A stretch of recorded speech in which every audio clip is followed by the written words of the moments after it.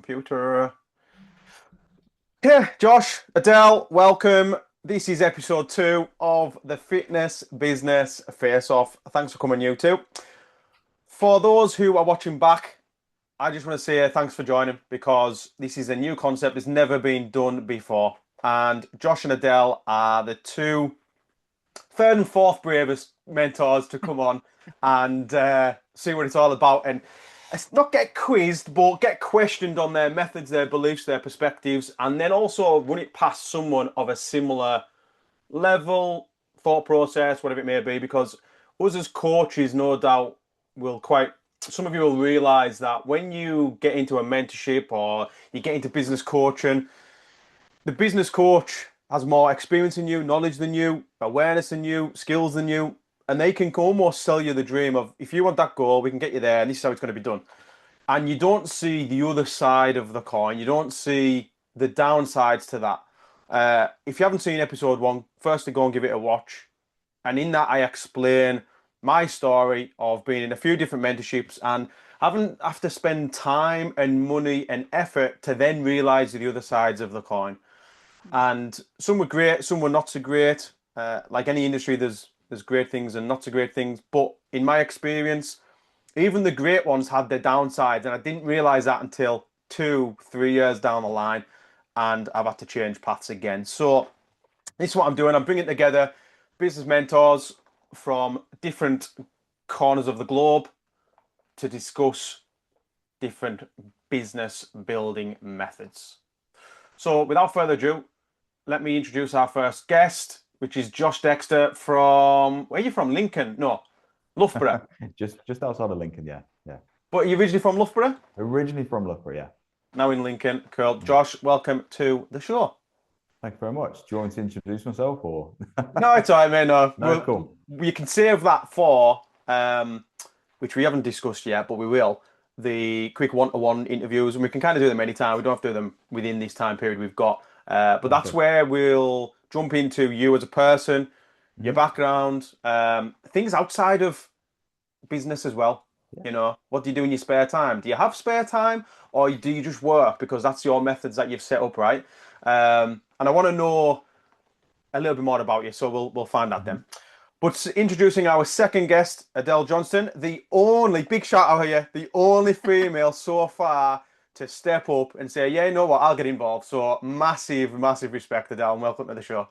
Thank you. It is actually, yeah, it's a pleasure to be here. I'm gutted I'm the only female. Where are all my ladies at? I'm hoping that now it's all on Zoom because obviously it was originally going to be in person, and again, Mm. massive respect for even kind of taking that on because it's a travel and time and all that sort of stuff. And I know you guys are busy, but now it's on Zoom. I'm hoping we're going to get a few more on because the Mhm. ones that said I'd love to, but I can't because of travel, well, they haven't got an excuse now, so they'll have to come on. But yeah, Yeah. no, let's get right into it. So if you haven't watched the show before, we run the show in rounds. Round 1 is going to be social media, client acquisition, and marketing. Essentially, the start of the process for when a coach is looking to get clients. Round 2 will be sales and conversion. So, if you are very good at social media and you manage to get client acquisition sorted and your marketing nailed down, and you need to then get sales and conversion. So, we're going to discuss that. Mhm. And then round 3 will be, what is round 3? Client delivery, is it? Let me just change my papers over. It's not. Coaching and retention. So how do you actually deliver results? How do you keep the clients? So round 4 is scaling. How do you build on that? And then round 5 is an overview of the industry as a whole. That's actually probably the best round. So those of you Mhm. watching back or listening back, make sure you stick around for round 5. So without further ado, let's get right into it. Previously in episode 1, I want to, because with this stuff, I really want to make it as fair as possible, absolutely as fair as possible. I don't want anyone ever to think, oh, well, I was biased to one mentor or the other, or it was unfair, whatever. So we done rock, paper, scissors, but because we're not on, because we're online, we won't do rock, paper, scissors. I'm going to flip a coin. And me being the gentleman, I'm going to let you choose, Adele, heads or tails.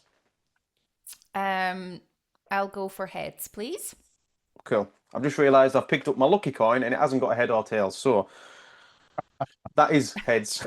Okay. What were you going for? Heads. Heads. It's heads. Okay, Adele, would you like to answer for this round? Would you like to answer the questions first or second? I'm easy. Let's just do it. I'll go first. First, cool. Yeah. Okay, Adele, first question for you. Sounds like it. I made it just sound like a bit of mastermind, didn't I? I felt like the lights come down and do do do do. Okay, first question. Yeah. And I feel like you need like a bell for like the rounds. We did have a bell on episode Yeah. one. I'll maybe get that for episode three. But yeah, essentially, Adele, a dead simple open question. I want to Yeah. know what's the best way to get clients in 2026 because it's a crazy old world out there. I know that's a very broad open question, but feel free to take it to wherever you want to go. Yeah. Okay. Yeah. It's a big, big, broad question. I've been doing this for a long time now, and I would say that when we think about the way that things have adapted and changed, what was even working last week changed this week. So it's the fastest pace that we've ever seen change happen, and this is where it really tests like your adaptability. And I would say personally, the biggest word that comes to my mind with this is authenticity. A lot of humans now, right, are really struggling with the world of the fast paced AI generation. We don't know what's real and what's not. And actually, what I'm finding works for us and our students is being heard and being seen as much as possible yourself. So no longer does like the B-roll content on social media perform as well as when you're eyeballing someone and you're actually having like a proper conversation. We've found that if you can do a lot more in person now in 2026, that's actually getting better conversion and better buy-in and better trust because we're in a trust recession. So the biggest thing that we're finding right now, and when I say we, I mean me and my company, but also my students, my clients, is be your authentic self. This isn't about looking at what has someone else had success with if that's not your personality aligned to your values.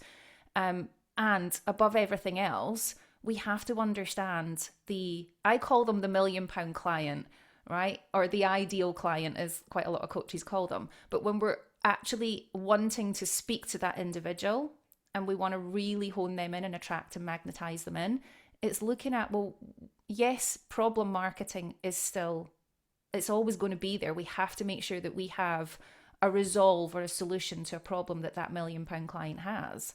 So authenticity above everything else, and that can be in the form of social media, yes, but also we're finding amazing results with things like Substack, right, in long form, YouTube channels, right? It's like not just a post once to your platform and just that's me done for the day, I've done my selling.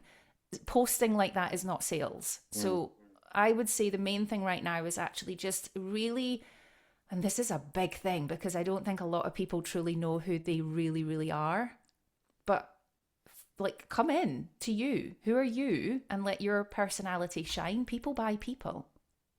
Love it, love it. You briefly mentioned there within that in person. So Mm, all the in-person stuff in my mind is always being done with your current clients. Are you meaning that, or are you meaning in person like no. seminars and talks or whatever, like outside of? Like literally like go back. It's almost like we're taking this whole big three, like 180 or 360. I don't know what the right phrase would be for this because part of me is like actually like we've maybe not done a full 360 yet, but go back to it's like the old school ways of marketing, human to human connection now. So like I've been attending a lot more in-person networking, right? Female networking groups and showing up when previously I'd be like, ah, don't want to go there, don't want to do that, right? As a like an empath energy, I absorb people's energies very quick. But actually getting in the room, having conversations and being like, oh my God, like I didn't know you did that. We should do this part together, right? I've booked 3 workshops by going to one networking event. And by doing those 3 workshops, I'm getting in front of thousands of new eyeballs and ears on my stuff. So let's just not hide behind the screens, is what I'm saying. I like it. Josh, what's your thoughts on that, mate? Love that. I actually love the concept, and I've got friends who follow the same pathway as well. And I completely understand in regards to the trust. I completely agree in regards to the trust side of things as well.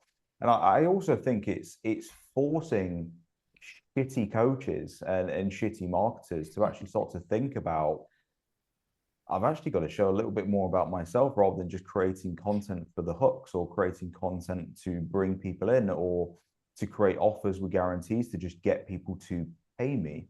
It's actually starting to divide the coaches who are genuine, who are authentic, than the ones who are there for a quick buck, in my opinion. But in regards to acquisition, I've always looked at things a little bit differently, and this has kind of changed the older I've got as well. But I actually listened to this podcast by Rory Sutherland.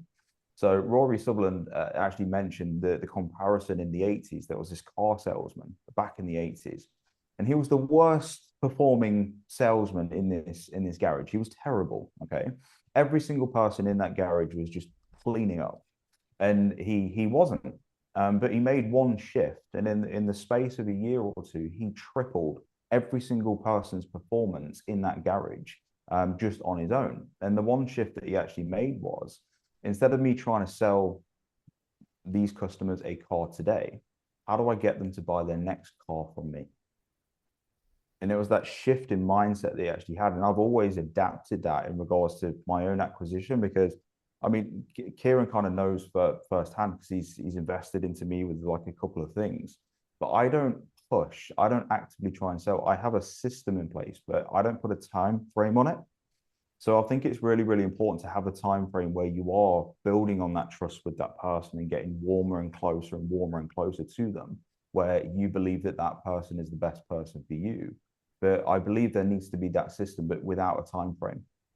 So I don't try and rush a sale or push a sale or try and get someone over the line today, which is probably the opposite to what a lot of people do. But that's allowed me to just focus on the output with no emotion, and then work with fantastic clients when they actually come through, and get great quality clients with that as well. So that's my perspective in regards to acquisition, but completely agree with what Adele said. Brilliant, fantastic, really good that. Adele, if you were starting online coaching again tomorrow from zero, where would you start? Oh, do you know, first off, I would say starting off right now in 2026 is a lot You wouldn't. harder. Yeah, like a lot harder than what it was in 2019, 2020. You know, there was a whole big online kind of boom where everybody was like, wow, this is amazing. So if I was starting out now again from scratch, right, I didn't have the kind of platform where I am and the authority that I have, the main thing for me would be leveraging audiences. So this is a huge big thing where it's like, right, who has got my ideal client or my £1 million client, and how can I leverage? And I mean that in the nicest possible way. It sounds quite like, I don't know, manipulative to be like, I want to leverage your audience. But ultimately, that is what marketing becomes, right? So it's like, actually, if I can come and deliver something for you for free in your network, can I come and do this thing? This is my zone of genius. I would like to come and help you with your container and just get in front of your people. And then those people start following along, and you start building it in an organic fashion through, you know, really aligned followings, not just follow for follow's sake. So that would be my first. And I think this is maybe a little bit controversial in a way, but I would look at, and you mentioned it, Kieran, around how you've had like some really positive experiences with mentors and probably some really not so positive. And I remember one of my early mentors saying to me, you just focus on one platform and don't go anywhere else. So you don't need a website. You don't need an email list. You just need to focus on like Instagram, put all your energy, effort into that. But actually that is like the biggest single point of failure in any business, to do that, because you don't own, that's not an asset. You don't own those followers that can go at any point. Your business is on like a fully unstable platform. So I personally would start to build my own email list. And I would use that as an opportunity of knowing that a bit more long form with like video sales leads, VSLs, and just looking at like what aligns to my personality. Yeah, like quizzes are amazing in our industry for the menopause space and for women's health. So, and when I say quiz, I mean more make it a little bit more gamified when they come to put in, are you menopausal? Well, come take this quick quiz to find out, and we're going to tell you at the end what we believe. And it's all automated, right? It's like things like that. I would look at how I add value to other people's audiences, yeah, and then be magnetizing them in, because that's ultimately then how, and we'll come to this with sales, but ultimately then how it starts the sales process, where we then will take a lot of those conversations personalized one-to-one. So I suppose, Josh, I'm kind of getting the impression you're the same with this. It's not about the big shiny come buy my thing or come buy my program. You won't actually see us doing a lot of that. Yeah, and I still work one-on-one with clients for their own menopause care, but predominantly have the more B2B element of the education academy and the business space. But everything I do is done through personal invitation. So it's all about building those relationships and that authority, in my personal opinion. I like it. I've just got a second notepad because I'm thinking I'm making notes for what we're talking about in the show, and I need my notes for myself, and leverage someone else's audience is a good one. So that's getting worked down. Yeah, like get on their podcast. We have people say Yeah. this all the time, and we've just done this with a lot of our students where we ran a visibility sprint, right? And it was like a full 2 weeks of visibility sprint where it was like, right, here's your task, go away, do that, come back and show us the results. They've booked radio interviews, they've booked Wow. television. This is like the stuff you pay thousands for PR for. And it's like, you don't need to. You can do this by literally understanding the process to that end point, right? And it's not difficult, but it does take dedication. And actually, the biggest thing that I find, especially in our industry, is, and when I say our industry, I mean like the women's health and menopause lens, is a lot of the coaches are afraid of being seen, being visible, right? It's like, I don't want to go live. And it's like, why not? Right? This could make you thousands of pounds. Why would you not go live? So yeah, I think, that's my stance on it. Great. Josh, what about you, mate? How would you start again if you were from zero? I think you picked two perfect guests actually, because Adele's very tactical by the sounds of things, whereas I'm strategic. So it's like the perfect blend. Actually, it's really, really good. But no, again, I don't mean to sit here and agree, but I do agree with a lot of what Adele's saying. One thing that I would say beforehand though is you've got to have a story to sell. So if you don't have a current story, if you've not gone through a journey yourself, or you've at least helped one or two people in the very, very early stages, then I would focus on that before you even start the business, because it's going to be so much harder for you to create that authenticity, to create that trust, and to actually have something to sell if you don't have a story that people can resonate to and actually connect to. So it depending on the level of where you're actually starting at, Kieran, that's where I would, if you're starting from absolute scratch, if you're a weight loss coach, go and lose weight yourself. If you're a mindset coach, have a breakthrough yourself first. If you're a marathon coach, go and run a marathon yourself. Like, give it a go first and create your own story, or at least help somebody else along the way with that first. And then you've got a journey that you can actually map out and you can talk about, and you can resonate on the ups, the downs, the wins, the failures with your audience, and you can connect with them on a deeper level because you get it, you understand, you've been through it, or you've experienced it through your lens first. So I would always start there in regards to starting again.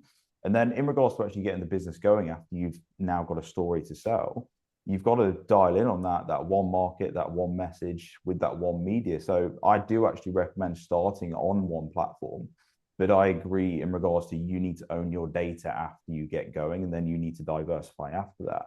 But I think for a lot of people completely starting from scratch, I think it's quite overwhelming to go from, I don't even have a business right now, to I'm going to post on 7 different platforms. I think that's quite overwhelming for a lot of people. So get consistent on one first, start to tell your story.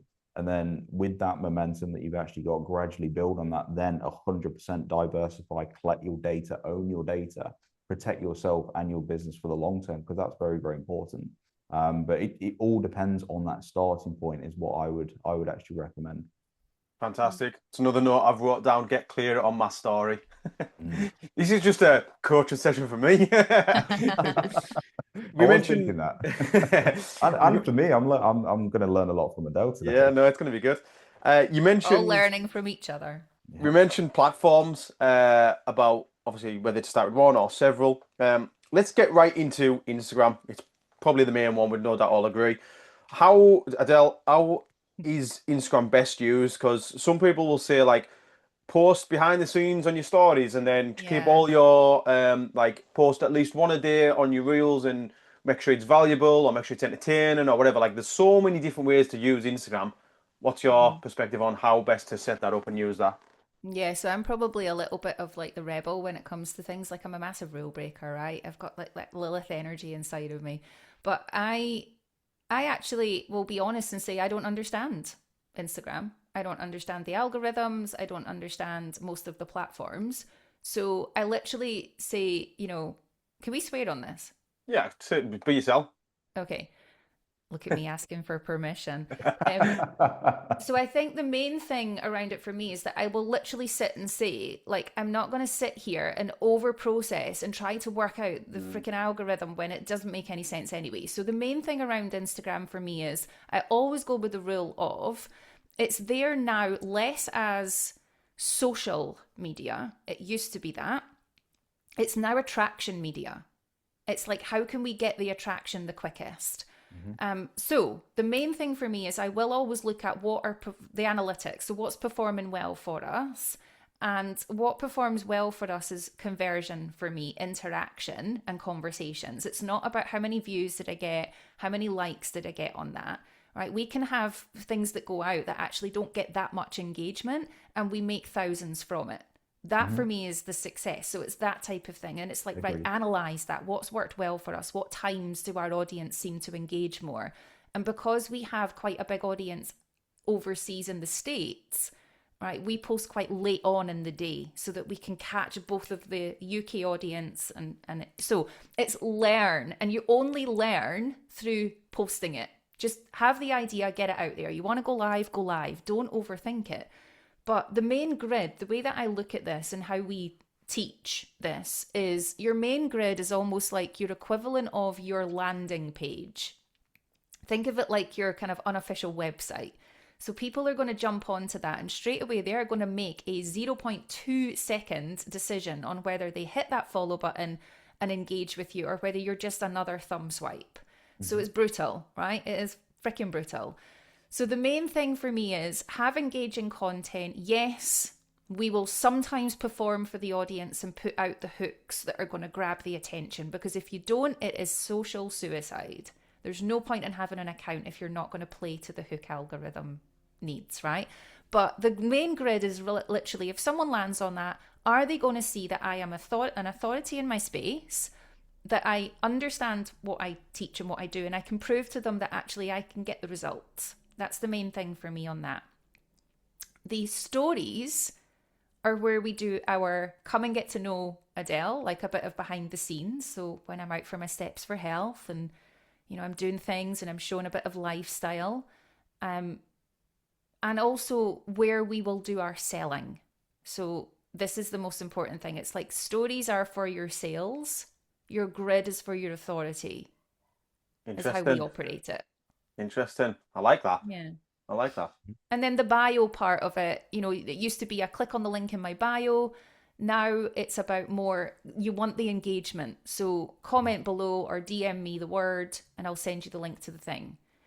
That is still working really well for us. I know for some coaches it's not working as well, but we tend to not really have things like in the bio right now. If you click mine, you'll see that I'm running free trainings and masterclasses right now.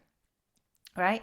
I don't then put my website on it because I want them to only ever have 3 opportunities to click, right? Psychologically, yeah. And I've got a master's in psychology. I want them to be able to just click the link in there and give them just 3 options, because the human brain will get absolutely goosed if it has more than 3 options. So we want to basically work to like the psychology and the buyer psychology types.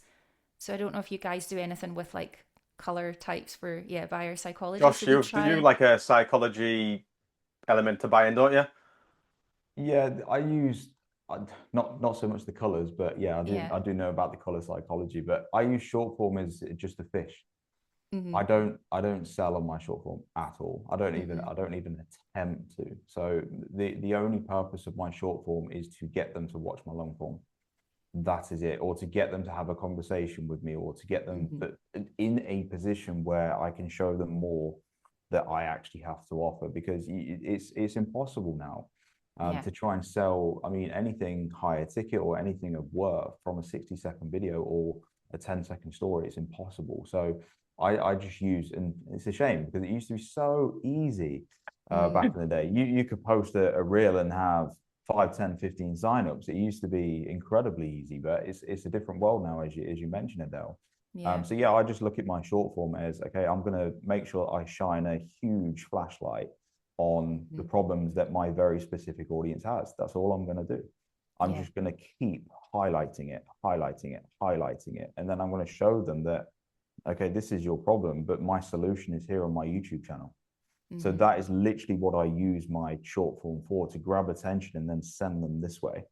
I don't try and sell, I don't try and do anything else from it. And look, I'm not, in regards to marketing, I am not the best at marketing. I'm probably one of the worst at marketing. Because I Not if like you're a making private money, life. though, right? Exactly. But I'm very good at monetizing what I've got. Very, very good at that. But I'm a very relaxed character. I live a very private life, and I like that. And I'm not someone that likes to force something different out of myself just to gain followers or just to increase my marketing value, if that makes sense. And I'm very much that way inclined, which is probably the opposite to what a lot of people will do and a lot of people will say, because the more eyeballs you have, obviously the more opportunity you have to grow. But I just have a very different way of living. And I think sometimes it boils down to that. I think and we'll probably get into this a lot more, and I might be going on a tangent here, but a lot of people are looking for mentors, or they're looking for coaches, or they're looking for these results, but they lose what they want out of their life. And I think this is completely missed today, especially with the influence of what does success even mean? What do I even want? And I've been in that position before where you lose yourself to buying nice cars and buying watches and having fancy dinners. And I've been down that route in my early 20s where I completely lost exactly who I was because of just external influence, and you just completely lose yourself. So I'm very much in favor of just being that authentic you in regards to building your business and how you actually want to build it. If you want to lean into like really studying how to hook people in and certain marketing, don't get me wrong, you can build phenomenal businesses with that, but that's just not me. I'm too of a relaxed character, and I don't like forcing things, if that makes sense. So yes, I will highlight someone's problem because I know my audience better than they probably do. But that shows when I then speak to them and then when I actually help them. So I'm probably not the person to speak to in regards to marketing because I'm not the best at it.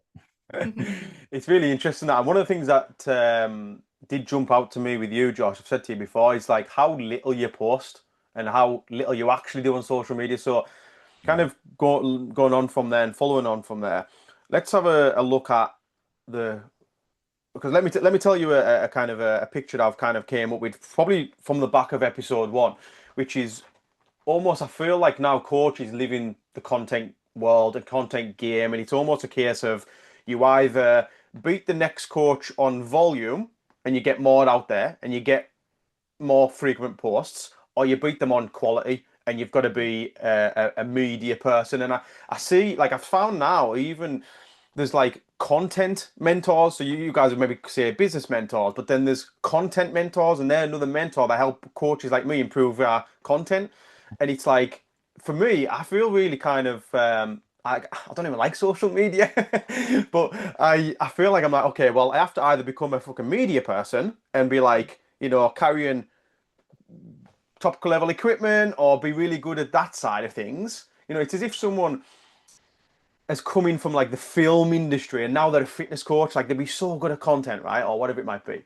Or it's like, okay, well, now I need to be a huge engine that's I'm just pumping out content all the time, you know?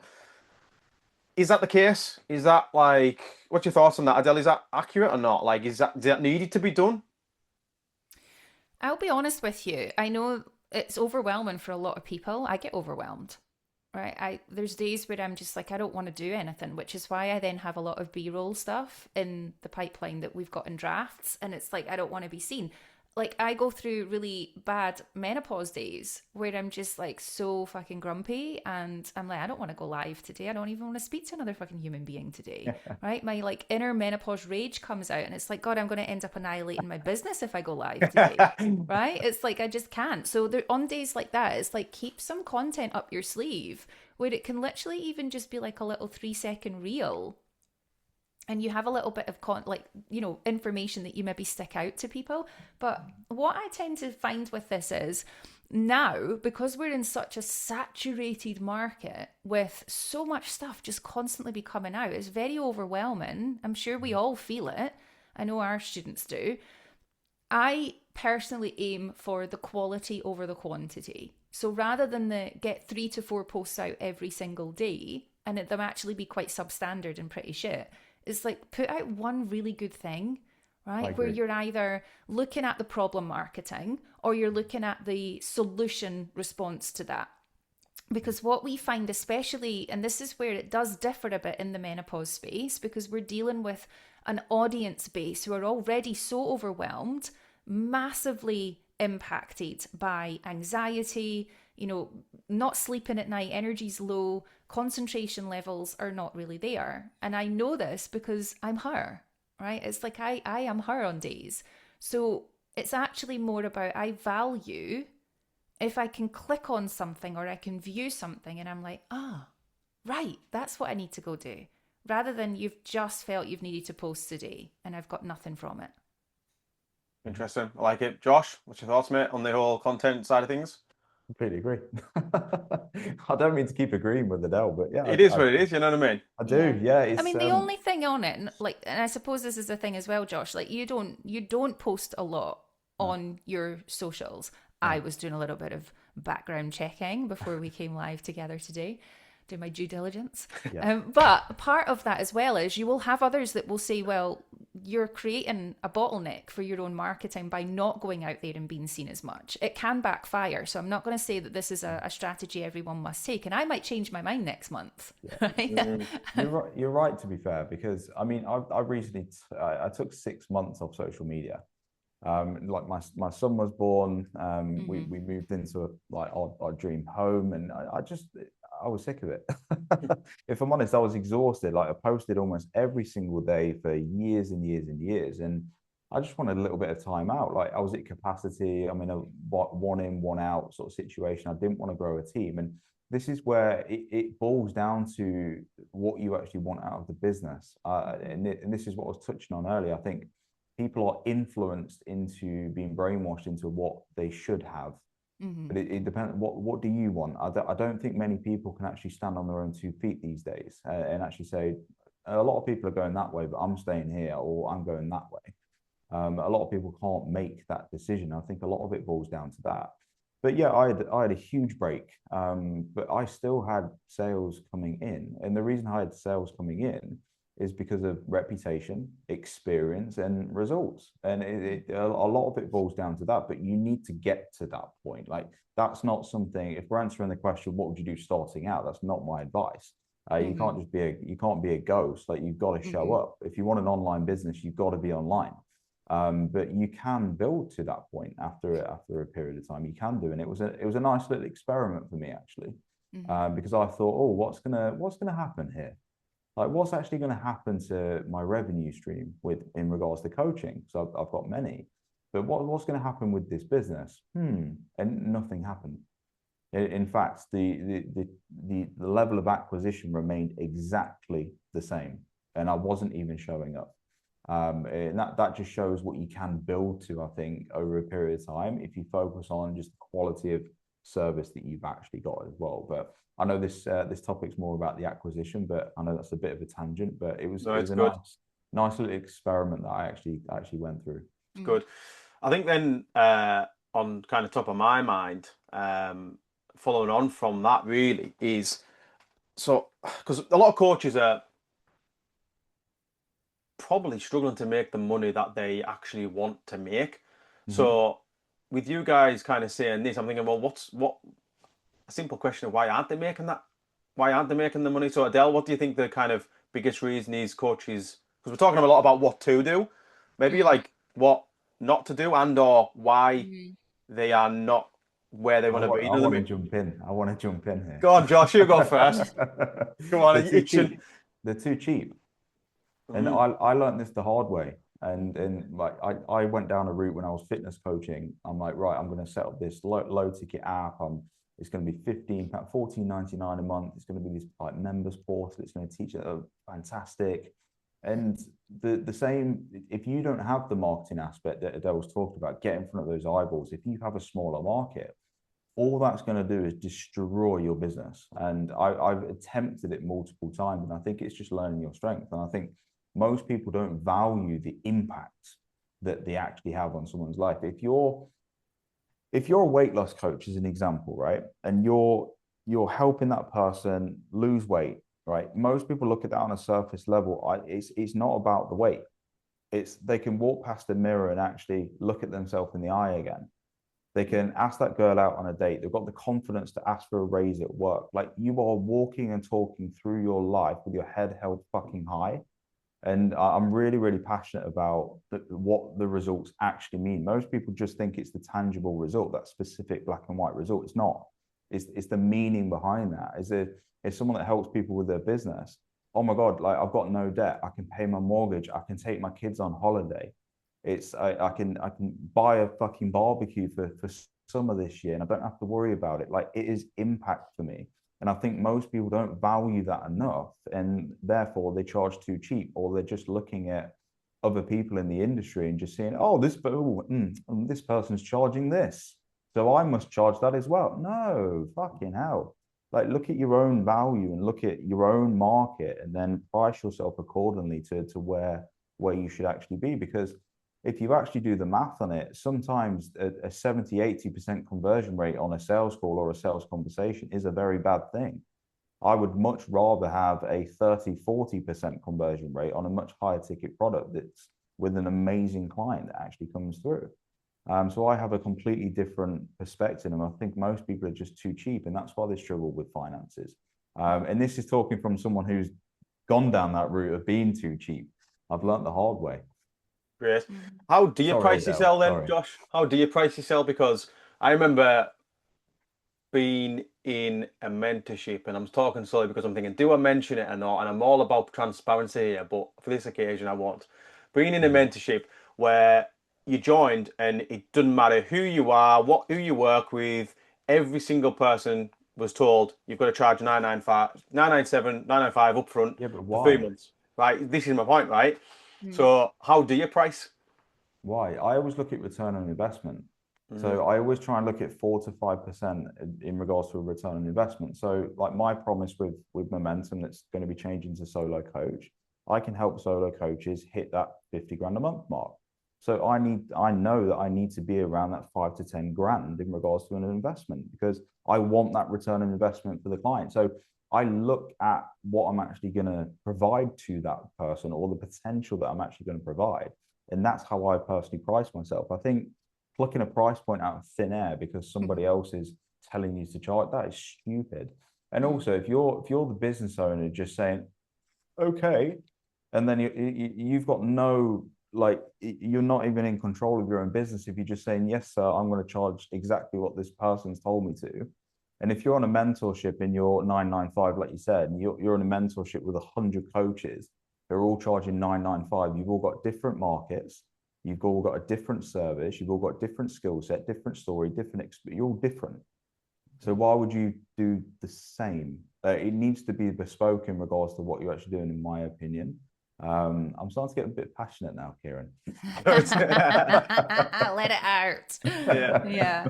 No, it's really good that I like it, because I think, you're right. And it was it was kind of shortly after COVID had kicked in, and I was a new online coach. Like, I've been before that personal trainer, all the usual kind of story, but being a brand new online coach, I've never coached online. I look back and my coaching was terrible, like so bad.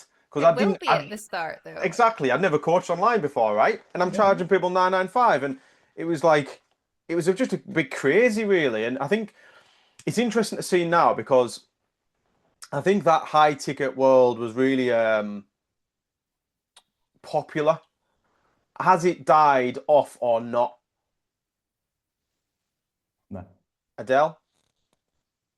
No, not at all. Like high ticket is still, I mean, when we say, I kind of hate that phrase, but like higher ticket is still there. I mean, like so personally, from my perspective with all of this, and Josh is right, it's about not charging your worth. And the biggest response that I have to the first part of the question that you had around like why does this happen?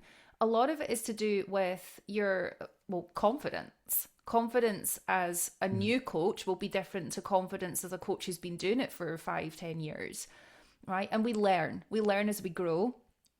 One of the things that I will always guide around this is you set your price aligned to multiple things, okay? The time and the energy that you're going to be putting into this. And I always reverse engineer it. So I'll look at how, like proximity wise, how close is that client to me in terms of, do they have my WhatsApp? Do they have a weekly one-to-one 1 hour or half-hour session with me? I'm of course going to be charging that client more than I will for the client who's potentially inside a program that one of my support coaches is operating, right? It's different because it's the proximity measure.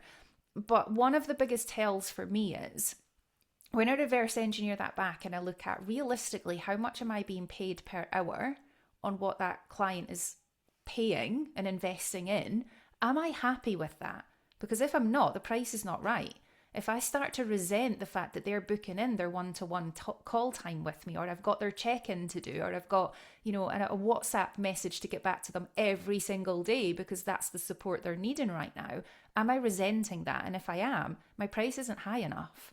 Because it should excite me when they are dropping into my WhatsApp or I've got their check-in to do, right? It's like that equal exchange, isn't it, of respect and energy. So for me, it goes a little bit into the spiritual side of it, right? I'm quite, human design. I do a lot with all of this with even the clients I work with to understand, like, how do they want to operate? How do they tick?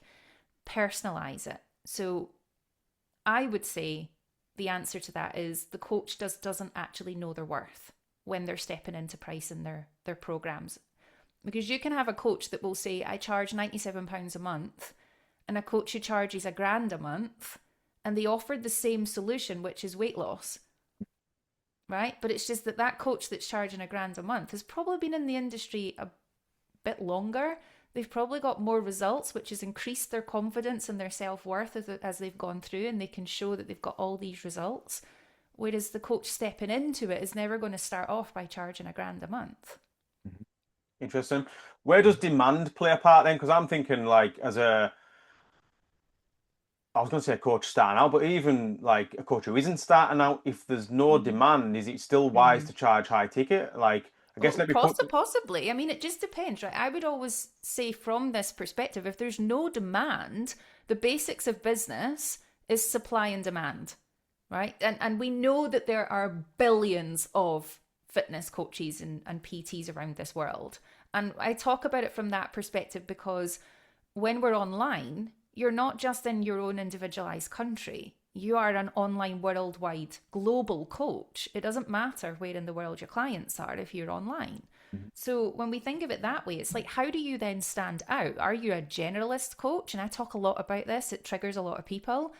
But are you generalist and actually you're just in the pool of, well, you and everyone else that's doing the fat loss thing in a generalist space? Or are you very specialized and you've actually invested? My line is you've become a women's health and menopause specialist. Therefore, you are more focused in the area of women's health and menopause. Yeah, you're not in with everyone else, right? It's like it's more specialized in what you deliver, the results you get. So this always comes back down to, and Josh spoke about this, it's like knowing where you want to be and knowing who you are is really important. If it's just about the money, then that's how you're going to lead your business at any cost. If it's actually about the impact that you're having, so I'm very impact led. The money's just been a beautiful thing that's come alongside being very authentic, impact led, and really truly making a difference for women's health and menopause care. Yeah, I've got a lot of people that don't really like me inside the medical space because of how I operate and colour outside the lines. Good, because part of the problem we have with women's health is the UK medical space. So it's like, right.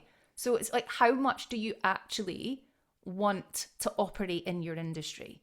Because if you're just a sheep following along with everyone else, doing the same thing, charging the same thing, operating the same program, you're invisible. I like it. I like it. Josh, any comments on that? Nothing to add, to be honest. I like you, Adele. High five, Josh. No, nothing to. I agree. It's like when I started coaching, every step in my career has been a very natural step.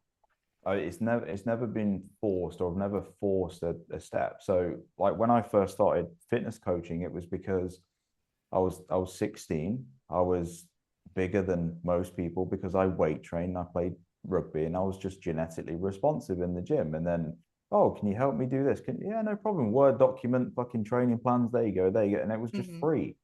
I didn't even know you could make money from the fitness industry. And I was like, there you go. And then all of a sudden there's some 17-year-olds next year at school that are all jacked. Oh, who's done that? Oh, Josh trained me. Josh did. I was like, oh, I best start. I can make a little bit of money here. I could charge £50 a plan, let's say, because I've seen someone else charge £50. Oh, cool, right, brilliant. I've got some money to now go out on the town with. I've got a little bit of money to kind of go out, and like it's a natural step into that industry. And when I started business coaching, it's because, well, I built a really successful business and I exited it, which is unheard of. And with a lot of people, it's like, oh, how did he do that? Okay, right, I'll coach you. And like those two big levers in my career were just natural steps. But it's exactly what you said, Adele. It was always, yeah, I'd love to help you. I'd love to help you. I'd love to help you. And like my career kind of became a very natural one in that regard. So no, it's true. And I mean, we have I'm an investor in a coaching app company as well, and this is where it's AI driven, it's AI led, and we're seeing a lot of influencers who have a huge following and they just want to make money. But we've obviously created a system where they can turn that audience into something of impact. Exactly what we're saying here. Yes, they're going to make money from it, but we've got a component to the business that is so focused on actually educating them how to be better coaches and how to actually care about the clients. And it is such an important core value of my own, that the impact is always there, and we're teaching people. It's important that they're learning, because that's your knowledge, in my opinion, is your protection.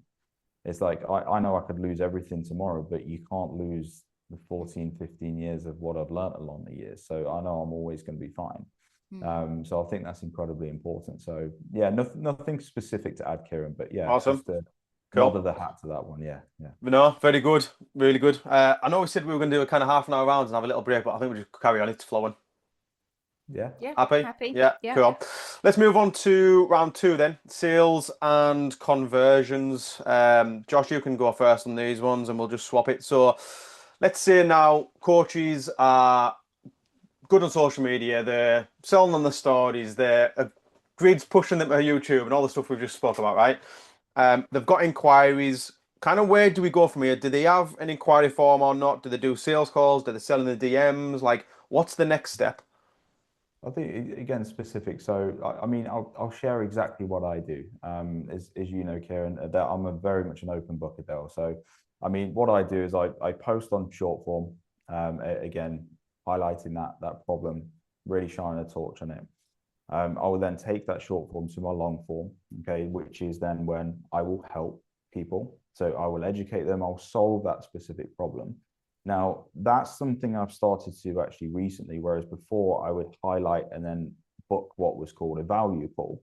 So I would actually have half an hour free calls with my audience, which again, unheard of, where I would specifically just help them with that biggest thing that they're struggling with. And that would then build the rapport and build the trust that I actually needed, okay? So from the long form that I do now, all those value calls that I did before, again, it's a stepping stone. I'm looking at things as a timeline here. They don't know me from Adam. Okay, so I need to grab their attention first and foremost. And then if they're curious enough, they're going to want to find out more and actually want to watch more. So there's a journey here. From that point, I then have a micro offer. So this could be either like a one-off power hour call that I used to do, or I have a 30-day accelerator program now where that is around £500 a month, and sorry, for the month, not per month. It's a one-off fee, it's a one-off investment, it's not a long-term commitment, but it's enough to turn that trust into, okay, I'm going to actually spend some money with this person. I'm going to see what it's all about. And then once they're in that domain and they've seen that I can do what I say I can do, the level of trust is actually through the roof. They've already invested into me. That is then the point that I then actually promote and push them into my core high ticket offer. So I don't try and take someone from short form to high ticket. I think that's stupid. Like, there's got to be a level of that stepping stone level of trust, in my opinion. There's got to be a journey. And that's just my specific journey now. There's alternatives to that. You can go from an ad, for example, into an email list where you're building that rapport through email, giving education, and then easing them to it. I think too many people from a sales perspective, they're focusing on handling objections, they're focusing on pushing people over the line. And I'll be honest, I don't get objections ever, because I have that timeline in place. And before you even get to the point of my core offer, you're already working with me on my micro offer. You've already invested into me in some way, shape, or form. I don't advertise my high ticket offer through social. You'll never see it. You can't access it. Actually, you're not allowed to enter that level of my service, because you've got to come through that flow, because I've got to want to work with you as well. And I think that's quite important. So the way that I look at sales isn't book the sales call and focus on your sales. I know how to do that. I did that for many, many years. I know how to handle objections. I know how to do that. But I always found that when you're pushing clients into your service, retention's not as good. Mm-hmm. You're kickstarting that relationship, not necessarily in the best way, because you've pushed them into actually joining and paying you money. There's more demands for refunds as well. And I just don't like the start of the relationship personally. Call that maturity, call that what you like, but it's just where I'm at in my sort of career now. I want it to be natural. I want that person to want to work with me, and I need to want to work with them as well. So for me, I look at things as that flow and as that timeline, and I don't put a time frame on it. People could go through that in a year, 2 years. They can come through that quite quickly in a month or two. I don't mind. So that's just my approach now, but that's very much developed over the years, and it was very, very different for me years and years ago. Brilliant. I had a brilliant question then, and I can't think of it. It'll come to us. Adele, you go. What's your thoughts? I just want to make a point as well, Josh. I can totally feel how content you are in life right now. Like, that is coming through, like, for sure. I am. So yeah. that's a big thing, I think, you know, and that may change for you in the future as well, right? If you have more kids and you're like, actually, I want them to have all of these amazing opportunities, you know, the drive and the ambition that comes through us, there's never right nor wrong. And that's always something where it's like, where are you right now and what do you truly, truly want? That is what is going to help to drive you forward. So, you know, the cars and the Rolexes might come back one day, but you just, you know, right now it's like you're content in where you are, and I can feel that.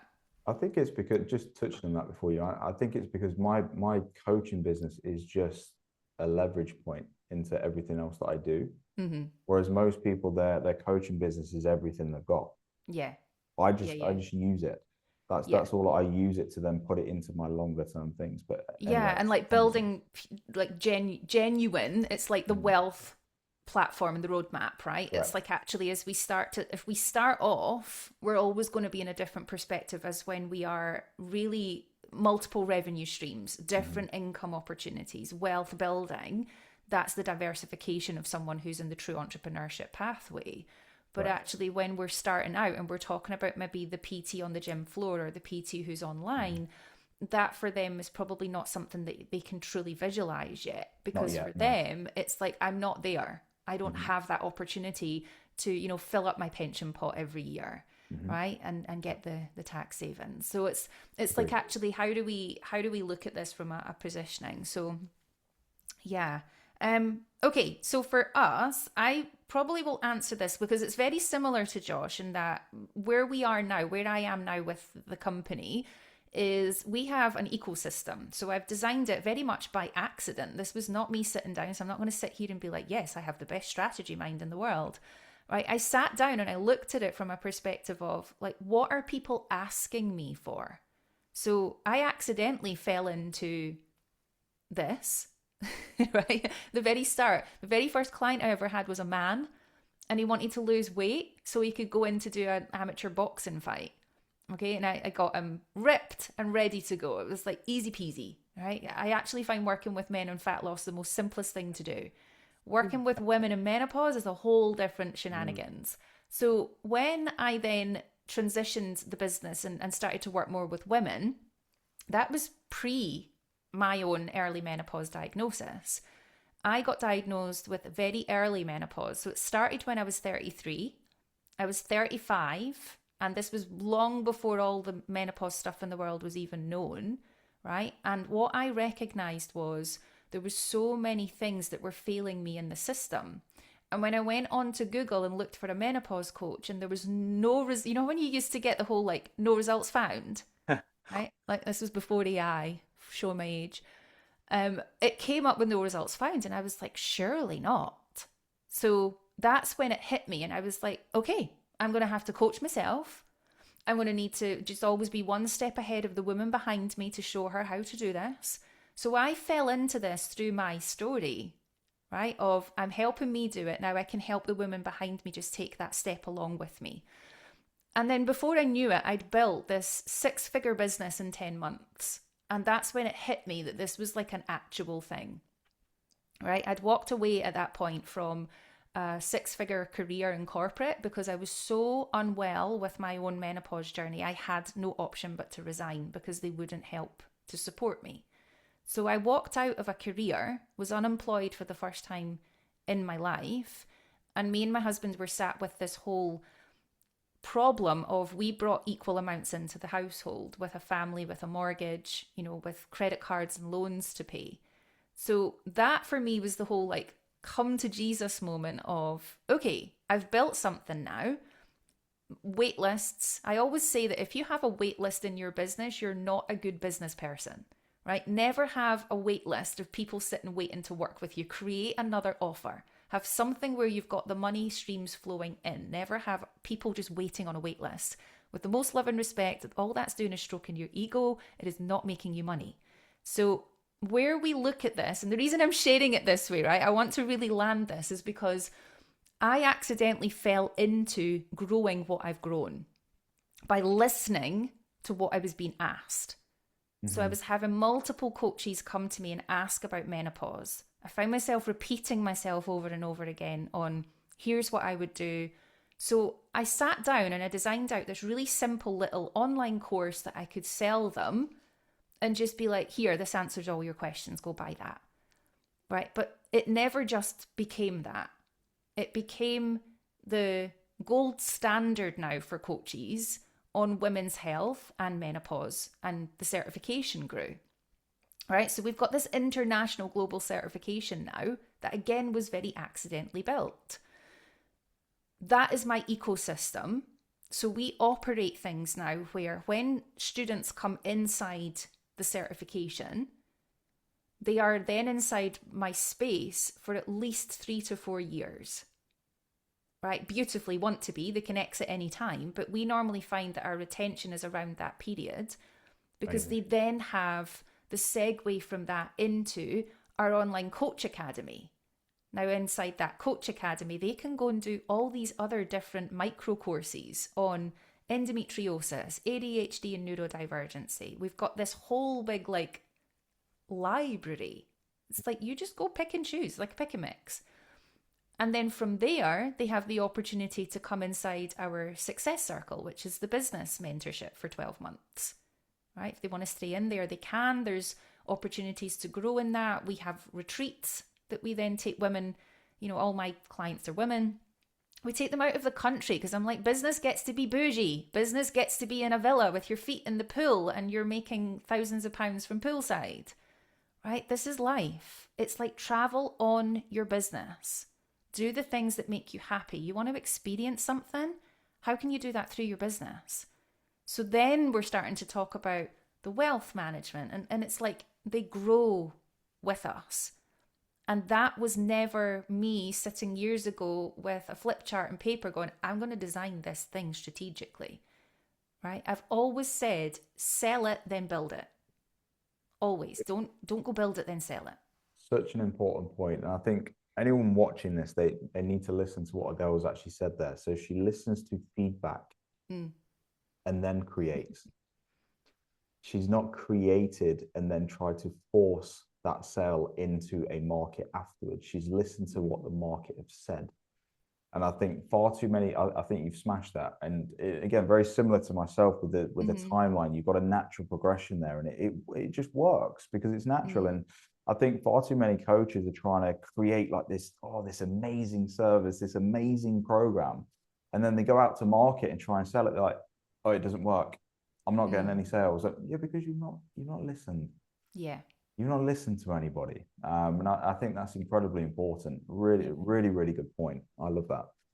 Amazing. Thank you. But it's the same even with like PTs, right? I'm looking at it from more, because we've naturally evolved into more of a B2B business model now. But if we look at it from the B2C perspective of the PT or the health coach working with the client, that's not any dissimilar. Think of your ecosystem, how you navigate the client, right? So Kieran, can I use you as an example? Of course, please do.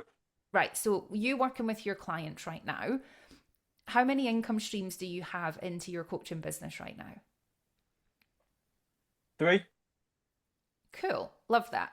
So what we want to be able to do there, and I was just talking about this as we were mapping this out with one of my ladies yesterday, you want to be able to make sure that you've got what I call your kind of safety net product, right? It's the one that you're like, all else fails, you don't advertise this product, but if all else fails, you've got that product there. If you are having conversations, the person's like, I can't afford to work with you inside your one-to-one support. It's like never ever leave without at least making that safety net offering. And that, like Josh has said, that's his £500 for 1 month with him inside his B2B space.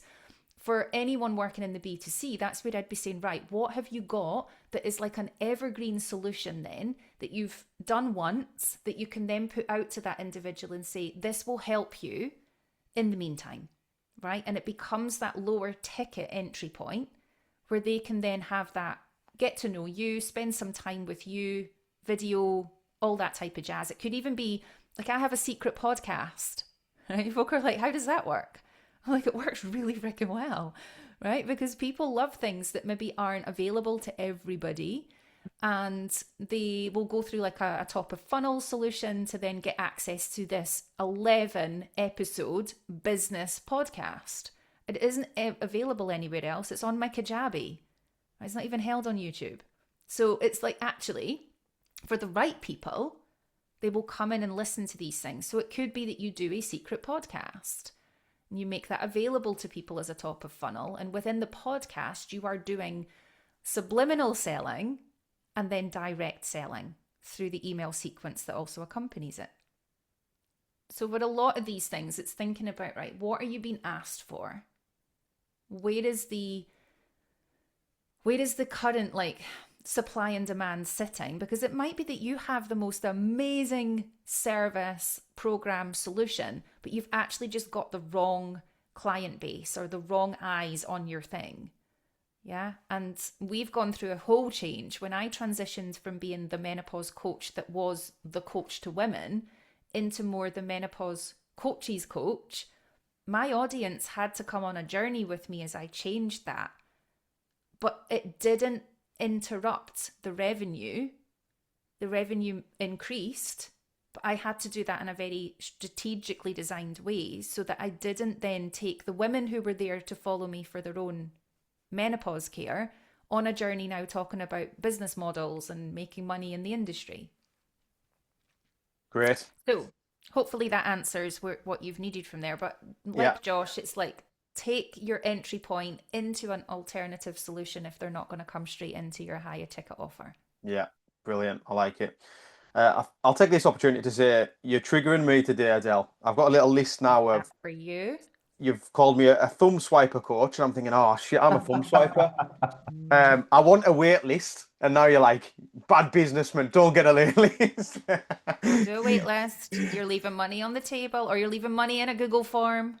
You know what the wait list thing, just to play a little bit of devil's advocate, and because it was a thought of mine, is I wanted to get to the point where I had a wait list. So that kind of that coaching side of my business and my life is kind of secure and safe, so I actually can It's focus on not this. though, because what's going to happen is those individuals are going to sit for so long being like, they're going to, cobwebs and dust is going to gather, and they're going to think, oh, well, I'll just go someone else then. It's interesting because like I've done a bit of work in the past with Mike Harrison and from Biceps and Banter or whatever they're called now, and they're kind of retiring there on the end of they're going to leave the industry in the next couple of years, and they're kind of hammering home like my wait list is full now till January 2027. Can't join, and they're really kind of going down that route of building a wait list so that whether it is security to the retired or what, but it'll be interesting to see how that plans out, and if they do It'd be interesting, and run I'm through just, that this wait is list, you know. controversial, but it'd be interesting if they actually do have that wait list. Mm. Right? It's a marketing tactic that some coaches will use. So, with the most love and respect, and I say it very blank and very clear, that wait list probably doesn't exist, Kieran. Shots fired. For you two, then, I'm going to presume, just based on what you're saying, outbound isn't a thing. Outreach, going to like DMing people, cold DMs, not necessarily cold DMs. Let's just say DMs. No, cold, no, absolutely not, Yeah. absolutely not. But if I can, the only way that I would outbound is if I can see someone very regularly interacting with what I'm outputting. So if I can see someone always watching my stories, always liking my posts, always engaging, maybe they've DM me on a couple of things. I think a lot of people are quite scared to approach a coach sometimes. So I always like to open that door if they're very, very engaged. But I would never reach out to someone cold. I think Alex Hormozy destroyed the aspect of doing that, unfortunately. And again, something that used to work that doesn't work today. Now, when I receive a cold message, I'm like, "Fuck you," so like, just go away. And I think most people do the same thing, right? Whereas if I was to like someone's post, comment, and actually really engage with what they're saying, but then they message me and say, "Hey, Josh, I can see that you're liking quite a lot of my stuff. Is there anything I can help you with?" As a matter of fact, yeah, I actually really resonate. Like all of a sudden, I'm engaged because I've been engaging with their profile. So sometimes opening the door to the DM can be very, very beneficial, and I found that quite beneficial, but not cold. They've got to be very, very warm for me to instigate a conversation. But most of it for me is inbound, coming to me. Yeah. Adele, what's your thoughts? Yeah, a bit of a like, so we do a bit of both, if I'm honest. And I suppose there is an initial engagement there. So we will either have, someone will follow, and then we will do the DM follow message.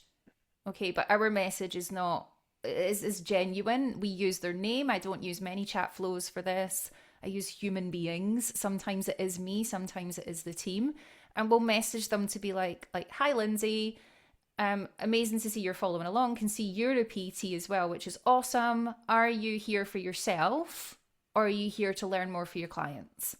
Because I want to understand, is she engaging with me because she wants my help for her own menopause journey, because that conversation is going to go that way? Or is she here because she's a PT who wants to learn more about how to help her clients, and that conversation is going to go that way? Josh, you've got something to say. First point I disagree on. Love it. So I think that initial message works, but let them follow and let them watch for a little bit. I think so they follow us. Yeah. Yeah, and then we will message them back. And beautifully what that's done for us, right? And this, we kind of break the rules a little bit sometimes. I'm not saying it happens all the time, but sometimes then it's that initial, yeah, such and such had advised me to follow you because I've been told about your course, in which case then we're inside that conversation. So I will never sit on a lead, ever. And if they follow us, we want to get back in there as quickly as we can. But because we don't many chat flow it, it's not just a blank, cold, impersonal message that goes out automated. It can be sometimes an hour or so down the line, and then we will always allow them to respond back. So if they don't respond back, the rule inside the company is do not bombard them with, further messages and things. It's like, actually, just if they're interested, they're going to come back in, or they're going to be integrating and interacting with some of the other posts. that's the key thing. It's the weight, because I see that with a lot of not just coaches but business owners. You're literally following them, and then it's like bang, DM like straight away. I'm Yeah. like, I Do you need a want to buy little my bit of, thing? I need a little bit of time to actually have a look at your profile, have a look at, like, you need a, I think as a brand new follower, you need that little bit of a time to kind of get to grips with that person and that profile before the message gets hit.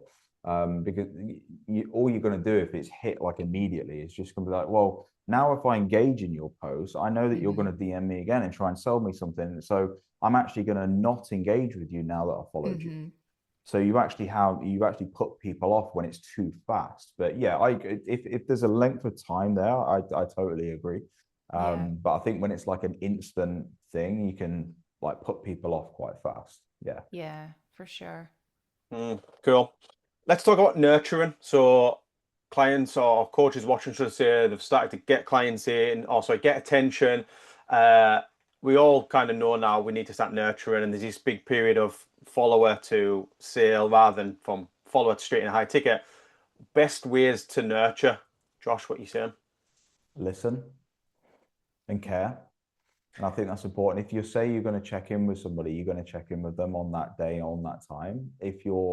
If someone's gone away and they're progressing on a certain thing that you've helped them with, actually put a reminder in your phone and actually drop them a message and actually give a shit.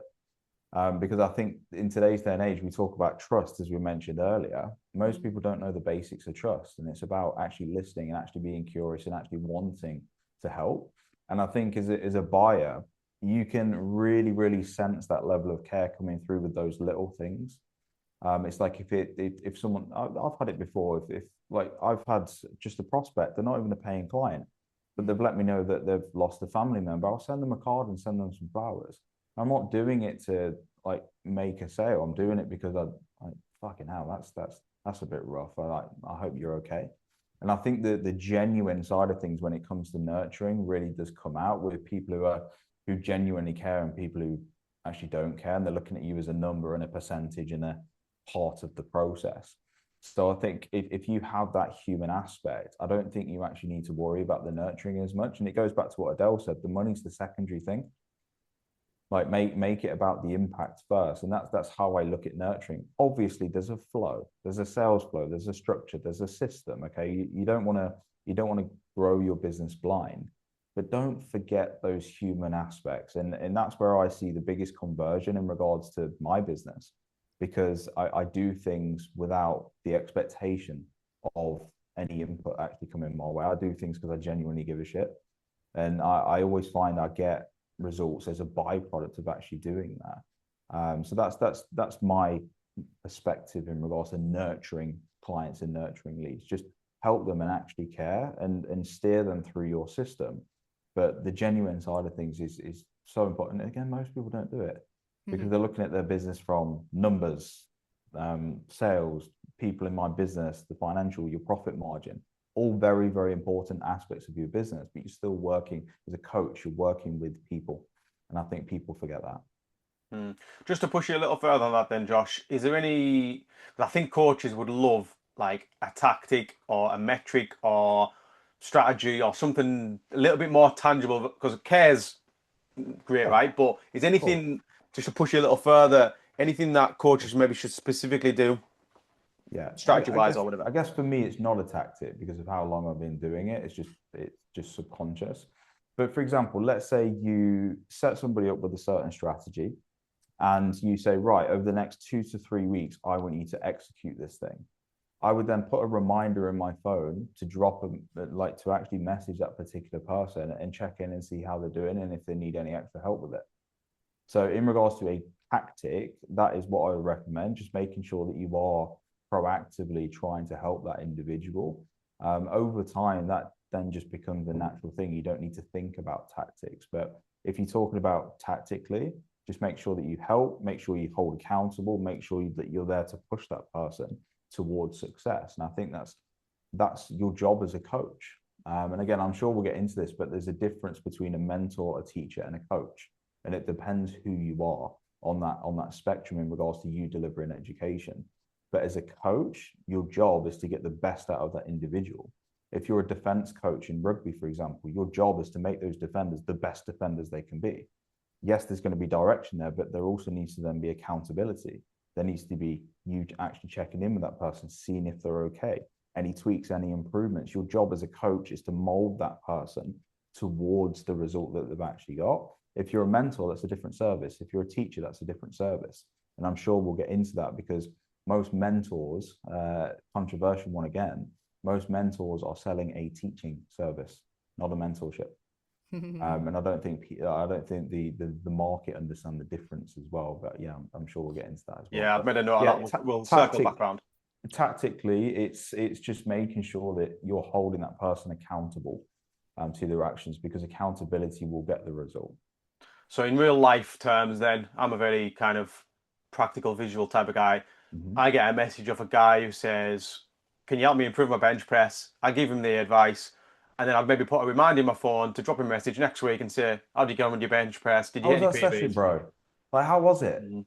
Did you smash those numbers? How did you get on in the gym? How did you find? Is there anything, any tweaks or niggles that you actually found? How did you actually find the movement? Curiosity, actually be interested in the person, and people miss this. You have to be curious. You have to be interested in that person and in their success. Yeah. And you can tell very fucking quickly the coaches who are interested in their clients and the coaches who aren't, just by those simple things. Yeah, I can picture now too. I'm laughing because I can picture now there's like the coaches like that will do exactly what you're saying. And then there's coaches that'll be like, "How do you get on your bench press? Do you want to buy my training?" You know. Just a quick thought as well, as we're talking, just to make this a little bit more hopefully efficient to coaches watching, because you two are in very, very different positions. Like Adele, you've clearly got a very good business under your arms. Josh, you've went ghost mode on social media and haven't dropped any revenue. I think it'd be wise for us to put a lens on that. We're speaking to coaches that need to make money. You know what I mean? And we can kind of get into, and even though you use both stories and amazing, we'll get into the individual stories of each individual, probably more so in the one-to-one Q&A. So for this stuff, I think just again, make it a bit more efficient. Things like the tactics or things to tangible do, they can take that away and go and implement it would be really good. Does that make sense? Yep, absolutely fine. Not to tell you how to speak, but you know what I mean. So Adele, did we cover outbound? Did you answer that? Can't remember now. Yes, this is nurture. Nurture. So yeah, how is best to nurture? Okay, so I will speak to this from the industry in the space that I am in, which is the women's health and menopause space. And if I can just jump in there, Adele, sorry, quickly, just probably worth clarifying now as well. You work with just people, just women that want to be a menopause coach, or just any coach, or can you clarify that? Yeah, so I work with in the B2B space. So if I was working with you, for example, I would be looking at certifying you inside the menopause support coach certification so that you've got the menopause knowledge in the grounds.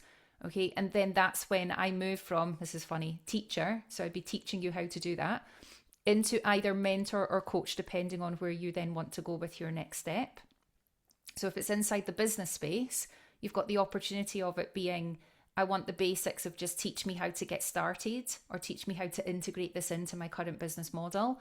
Or you've got I am actually going for the 10, 20, 30K months, right? And that's then the coaching towards the output and the end result. So yes, predominantly right now. And it's really devastating because the whole purpose of me setting this up and making the brand in black and white was because I wanted to attract human beings. And we have not certified one male in this whole entire... Yeah, no way. But yeah, here's the point, right? But yet... on the interest inquiry list, not a wait list, the interest list, right? We have got 20% of those people right now are men. And yet none of them, shame on you, have walked over the line to get certified in it. And they're working with menopausal women. Wow. Maybe men just don't want to work with menopausal women. But they're already working with them. Right, they already are. Right? Sorry, go on. Yeah, they already are. Interesting. Anyway, so nurture. Inside the space of where we are, we and I would guide any coach that is frontline with this to look at being values aligned. So what is important to them? Because this comes back to who is your ideal client, know who they are.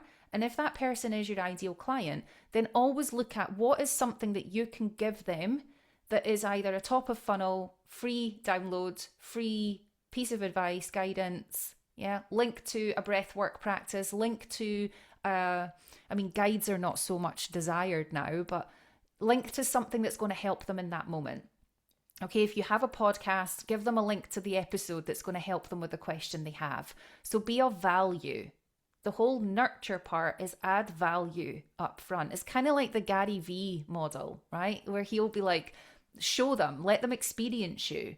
But you don't have to then be kind of, this is an insight into my mind, but pimping yourself out and giving everything away for free, right? Where it's like, actually, I'm drained now, I'm burnt out. I burnt out massively at the start of my business, not because of just the hours we work when we start out, but because I wanted to help everyone. And what I then started to do was, unfortunately, not nurture them. I started to give them the how, not just the what and the why. So what's happening to you is this, why it's happening is this. I was then also giving them the how, the how and the solution for free, and losing the sale, losing the client. So the nurture part, I just did a little bit too good. So it's finding that fine line, isn't it? We don't want to give everything away and then we run the risk of not selling into the programs and the products. So I would say your best advice on this is, if they are an ideal client and you really truly want them over the line, then show them how good you are. So that comes in your content. Naturally, what we tend to do is look at what are the problems and the questions coming through and create content around that. You will never ever be shy of content if you're listening, you're having these conversations. And when you create that piece of content, tag the person in it. Like, no shame, right? It's been created for them. So tag them in it, send it to them. Or, hey, I've just done an episode on my podcast on that and I thought of you. This is really going to help you. Nice way to get a form of outbound almost a little bit, innit? But yeah, and it's done in, like, again, it's values aligned, right? If you have a podcast, use it. It's not just about a weekly episode you're sticking out there. Like, you want to direct people to those episodes and be like, oh, that question? Yeah, here's a link to my podcast. That's really good. The pennies just dropped and I'm like, wow, that's amazing. Like, it's real connection. Yeah, like I'm thinking now, like that's what Adele was saying, and I think people, I touched on this as well. People are missing that. They're missing real connection. They're missing listening, being curious, actually just showing interest in who they're speaking to and who they're trying to help. And as simple as that tactic is, it shows you're listening. Okay, here's a big thing, right? Your job, my job as a coach, Josh's job as a coach, your job as a coach, is actually predominantly listening. And that's where a lot of coaches get it wrong. This isn't about you. It's not about what you do. And it's certainly not about ego strokes. It's about listen more than you react or speak. And that is what's going to help you to look at what is being asked, what themes are coming through. I mean, here's one, right? And we still use this. Okay, so it's a little bit old school.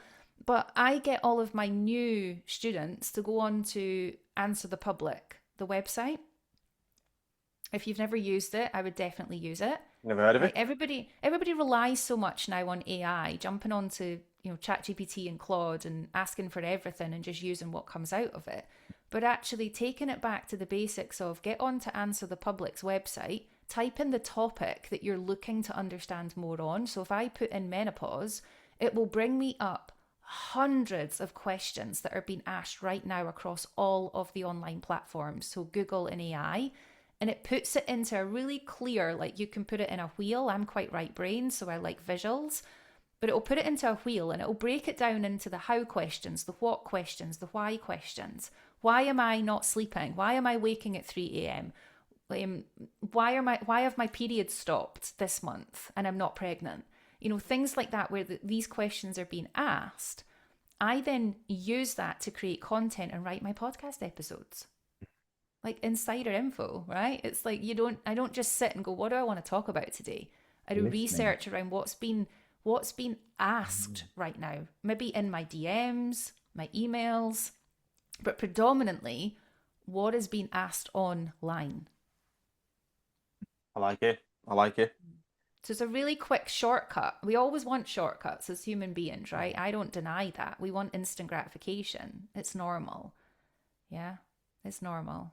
So yeah, answer the public. There's a good tool for your toolbox. Great. Let's go to the other end of the scale. So we've talked a lot about care, listening, all this sort of stuff. What about the coaches and or mentors and businesses that kind of do play the numbers game? Like, what's your thoughts on that, Josh, in regards to like, if you send enough DMs, you get enough percentage conversion, enough sales calls, blah, blah, blah. Like, as a strategy, business model, whatever, generally, what's your thoughts on it? Yeah, there's got to be an element where you're making logical decisions in what you do, and that's using your data. I think it's important to analyze your data rather than just throwing shit at the wall and hoping something sticks. Actually, have a look at what's performing. So whatever your output is, you need to be tracking that. It is incredibly important. You need to be looking at your profit margin, your cost of sales, your fixed costs. What are you left with? What's your net profit at the end of the day before tax? Then how can you be more efficient with that tax to do what you want to do kind of after the business? So there is a level of data driven activity that I would recommend and that you would actually focus on, because if you're outputting and something's not working but you don't know about it, you're just going to keep doing that, and it's an indication that shows that you are listening and you are actually providing the value that people want to see by actually looking at the data. So looking at your views, looking at your engagement, looking at how many people are actually DMing you, looking at something I look at, okay, what is the conversion actually from my Instagram to my YouTube? What's my conversion from my YouTube to my micro offer? What's the conversion from my micro offer to my core offer? What's my conversion from my core offer to my high ticket offer? Like, what does that actually look like and how can I improve that? And then I can make logical decisions in regards to putting my focus in the right place. So something I actually input into businesses and use for myself, I have a traffic light system. So I set myself targets in regards to every single KPI of the business itself. And there's a traffic light. Am I hitting that target? Green. Am I within 10% of hitting that target? Amber. Am I over the 10% away from hitting that target? Red. So I know I can look at my dashboard that I've actually created and I can see exactly as a business owner where I need to put my time and attention. And that's all down to being very data driven. So yeah, there is an element to the human factor, as we mentioned. I think that comes part and parcel of you being a good human being. But to grow a business, it is important to be very, very data driven and logical. Because I mean, I'll give you an example, right? Some of the coaches I've helped over the years, they get very emotional with content. I don't know if you've had this, Adele, as well. I don't know if you've had this as well, Kieran, but they get very emotional when they're consistent and they'll put content out there like nothing's working, or I'm not getting the leads that I want, or I'm not seeing the result that I want. They're very, very emotional in regards to their output. But then in the same sentence, I'm like, well, what's your conversion from point A to point B? I don't know. I'm just not getting any leads back. You don't know. So you can't be emotional about something that you don't know. So it's, for me, the being data focused is just giving you the knowledge to understand what is actually going on. And then you can make logical decisions where you put your focus is. Because as a coach and as a business owner, I'm not putting my focus on every single KPI and every single aspect of the business every single day. Like that, just you won't be able to handle that. But I know week on week, I know where my focus needs to go that week. I know what ambers I can make green. I know what reds I can make amber by looking at how my business is actually performing. I know where to put my time, effort, and attention on my business by being data driven. So that's why I think it is very important. And again, most coaches are not doing this. So this goes back to what you said before about someone giving you the advice of the 995. Okay, what's your conversion on that? Is that actually right for you? What tweaks do you need to make on your price point or your offer? What tweaks do you need to make in regards to your sales process? Your retention side of things, Adele's got an amazing retention. Okay, how did she do that? It's so for me, being data driven is about making more logical decisions in regards to what you're actually doing rather than being emotional. because most people are emotional because they just don't have the knowledge. Cool. Adele? Yeah, I mean, a short answer to this is yeah, like everything in business is about the numbers, right? And actually, more eyes and ears on your stuff is going to give you a better output. If you visualize the funnel, the more people you get into the funnel at whichever point, more conversations you have, more people that are hearing about you, that is how this becomes you are the coach of choice. You are the person that gets talked about. You're the one that gets the referrals from others into. But actually, if you're not aware of what is bringing you in the most eyeballs on your stuff, ears on your content, then like Josh says, you're kind of going to be spreading yourself so thin. Yeah, it's like when you're a solo business owner, you are literally wearing every single hat. Yeah, right down to you're cleaning out your bin in your office, right? And it's like actually you wear all the hats. But when you're trying to do all these things, and you know, I was even listening to what you were saying there, Josh, about like the KPIs and doing all the things, and I'm like, oh my God, I feel very overwhelmed right now. Like, you know, it's like, oh my God, like when you have to do all these things yourself. Yeah.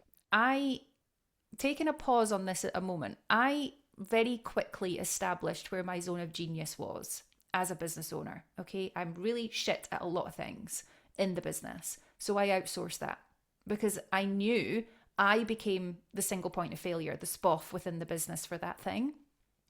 Yeah. So I was that highly emotional person without the knowledge in accountancy, right? Because this comes from, and it's, oh, we're getting deep now, but this comes from like trauma response from school, being really shit at maths and honing that energy of, I cannot do this. And there are so many coaches out there that really hate the accountancy side of their business, right? Do not become the bottleneck in the SPOF, outsource it. So I had a really detailed conversation with my accountancy firm, lay down the law. This is what I will accept. This is what I won't accept. This is a you problem, not a me problem. I'll make the money. You help me make sure it stays with me. Right. And that became the conversation. Right now, I freaking love the numbers. Okay? Because it's been outsourced a lot to them to do the hard stuff. I get to do the fun part. So please make this as easy as possible for yourself. If you do not have the zone of genius in it, you are not meant to do it. But you will always be the spearhead in the direction that your business will take. So it's ownership. Yes, it's about the numbers. So you definitely want to make sure that you're getting everything out there. And this is where I will probably disagree and contradict a little bit, Josh. From a position of just take fast, messy action. Always. The fast, messy action gets the results. You can mop it up after. Whereas if you sit and try to overanalyze everything on, well, if this happens, that will generate this much cash, that's going to be this potentially this much projected profit, you've lost your window of opportunity to get out there first, or you've lost your window of opportunity when you've been inside your high, compassionate, like driven energy. Yeah, like energy is everything. We have a running joke in like with my husband and I.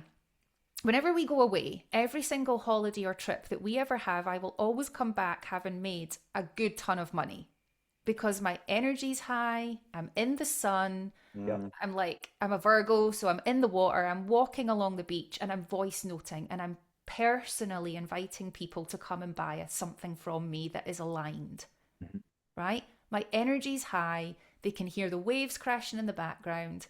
The psychology tells them, I want to be closer to this person. Naturally. Okay, so that is where I'm a little bit like, just take the fast, messy action. Even if you don't have the thing, like go out to people and be like, hey, quick question. You are literally my ideal client for this. And I'm thinking about launching this program and I'd love you to be in it with me. Do you want to be part of a beta or a pilot test with me? You'll get like a 50% reduction. Yep. It's how I have started every single thing. So yes, know your numbers, of course, but never at the detriment of you taking that really fast, messy action to get started. I agree. I think it boils down to where you're at in the business, whether you're starting or whether you're more mature in the business as well. Because I agree with you. So the going back to my traffic light system that I have, the reason I do that is because exactly what you said, we're wearing all the hats. Yeah. So I have my traffic light system and all of the KPIs that are green my mind, my attention avoids them. They're green. Yeah. I don't need to put my time and attention into those things because they're green.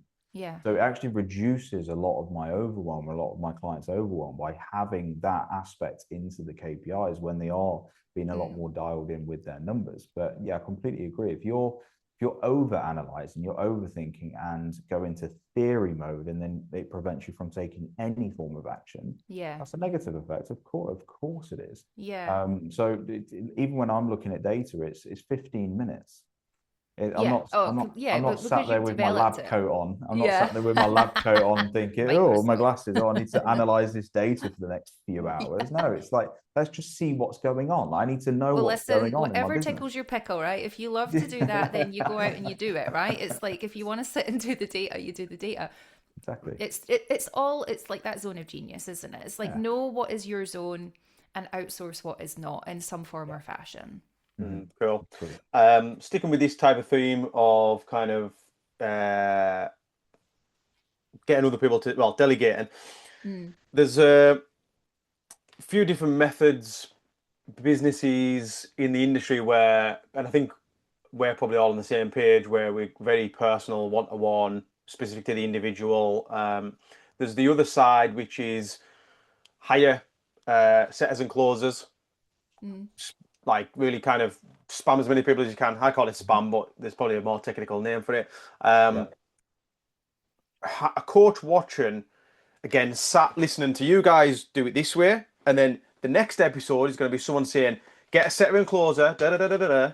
Yeah. Like, what my question is for a coach watching, um, how do they know whether this what we talk about will suit them, or whether setters, closers, and massive outreach and ads and all the rest of it will work? How do we, as a coach in the middle, how do we determine? Oh well, that suits me better, or this suits me better. Josh, what's your thoughts? It's knowing what you want out of the business, I think, first and foremost. So I coach on both sides. So through social media, yeah, I lean into solo coaching because I think that's a huge market where, again, listening to feedback, there's a lot of people that don't want a team. There's a lot of people that don't want to spam outreach. There's a lot of people that don't want a co-coach. And I'm listening to the market, and that's why I'm really trying to help those people, because you can be very, very profitable as a solo coach on your own with the right setup, the right system, and the right methodology in place. You can be. But so I think to answer your question, Kieran, it depends if you either want to be a solo coach or you want to grow a team and grow something a lot bigger. I coach on both sides. So it depends ultimately what the end goal is of the business, I think, first and foremost. You can either grow a really good solo coaching business and then leverage those profits into generational investments, which is what I like to mentor and actually coach with. Or the flip side of things, you can grow a big team and you can step out of the business so your business runs for you. It depends what you actually want with the business. Now, I will say there's a lot of coaches that I see just from conversations and experience, they're earning 2, 3, 4 grand a month and they start hiring. For me, that doesn't make any sense. Like, you're still in your infancy in regards to revenue at that level. That you can quite easily get to a point where you're at your own bottleneck. That's when you start to, or on your way to 80, 90% on your way to your bottleneck, when you've actually got momentum to then start hiring and proactively foresee that you need a team member in place if you are looking to hire a team member. But also, you've got to look at a few things in regards to who you actually hire. First and foremost, what's the biggest drain on your energy as a business owner? And I think this is where coaches need to start looking at themselves as business owners, not just coaches. Okay. The first thing that I'd always delegate is the admin. Okay. The second thing that I would then delegate is sales. That'd be the second thing that I would delegate in that sort of order. The next thing would then be the marketing. And then you need to make sure that you remain as the bird's eye view, as the vessel of the business. And I like to do it in that particular order because you want to get rid of your B player jobs first and then your A player job second, in my opinion, when you're actually scaling the team. But again, it depends what you want. For most people, I actually advise against hiring anybody. I don't think a lot of people need to, especially with the stages that they're at in their business. If you're earning 5, 10 grand a month, you haven't unlocked the potential yet. You're nowhere near what you can do as a one-to-one coach. You're absolutely nowhere near. And the coaches that I'm working with, you can earn 30, 40, 50 grand a month and you are on your own, but you're also not working that many hours with the right system in place. But depends on the goal, depends what you want to try and create. If you want a 7-figure business, multi 8-figure business, you need a team. You can't do that on your own. Yeah, there's aspects of AI now that are helping solopreneurs create huge companies, but we're talking about coaching. You will need a team to actually help you in regards to hitting those heights. So it all depends on what the end goal is with the business. And this goes back to you standing on your own 2 feet rather than just seeing what's out there and being influenced by it and then going in that direction. What do you want as an individual is my first point of call. Awesome. Adele, you've got a team. What's your thoughts? Yeah, so I am completely like opposite to this. Purely because my background in corporate was the operational resilience manager for financials. So business continuity, crisis response. And that's why I'll look at a lot of things through what's the main risk tolerance and the appetite for it. Now, if you've got, I don't know, say like 60 clients on your own, you're generating thousands into your business every month, but you end up in hospital or you end up unwell or you have a bereavement, you want to take time out your business, you even want to have a bloody holiday. Mm-hmm. You've created yourself a job. You've created yourself a position where you're in resentment. And actually, is it going to crumble if you end up in hospital for a week or a fortnight and you can't actually serve those clients?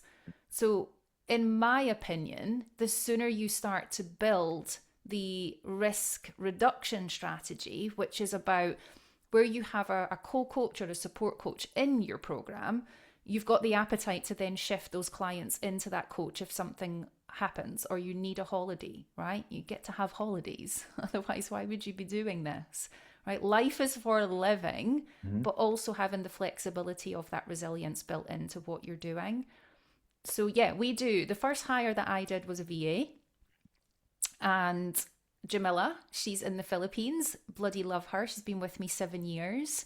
I trained her up so that she understood how to work with the language that I use, not just language as in speaking English, but the language and the terminology inside women's health and menopause.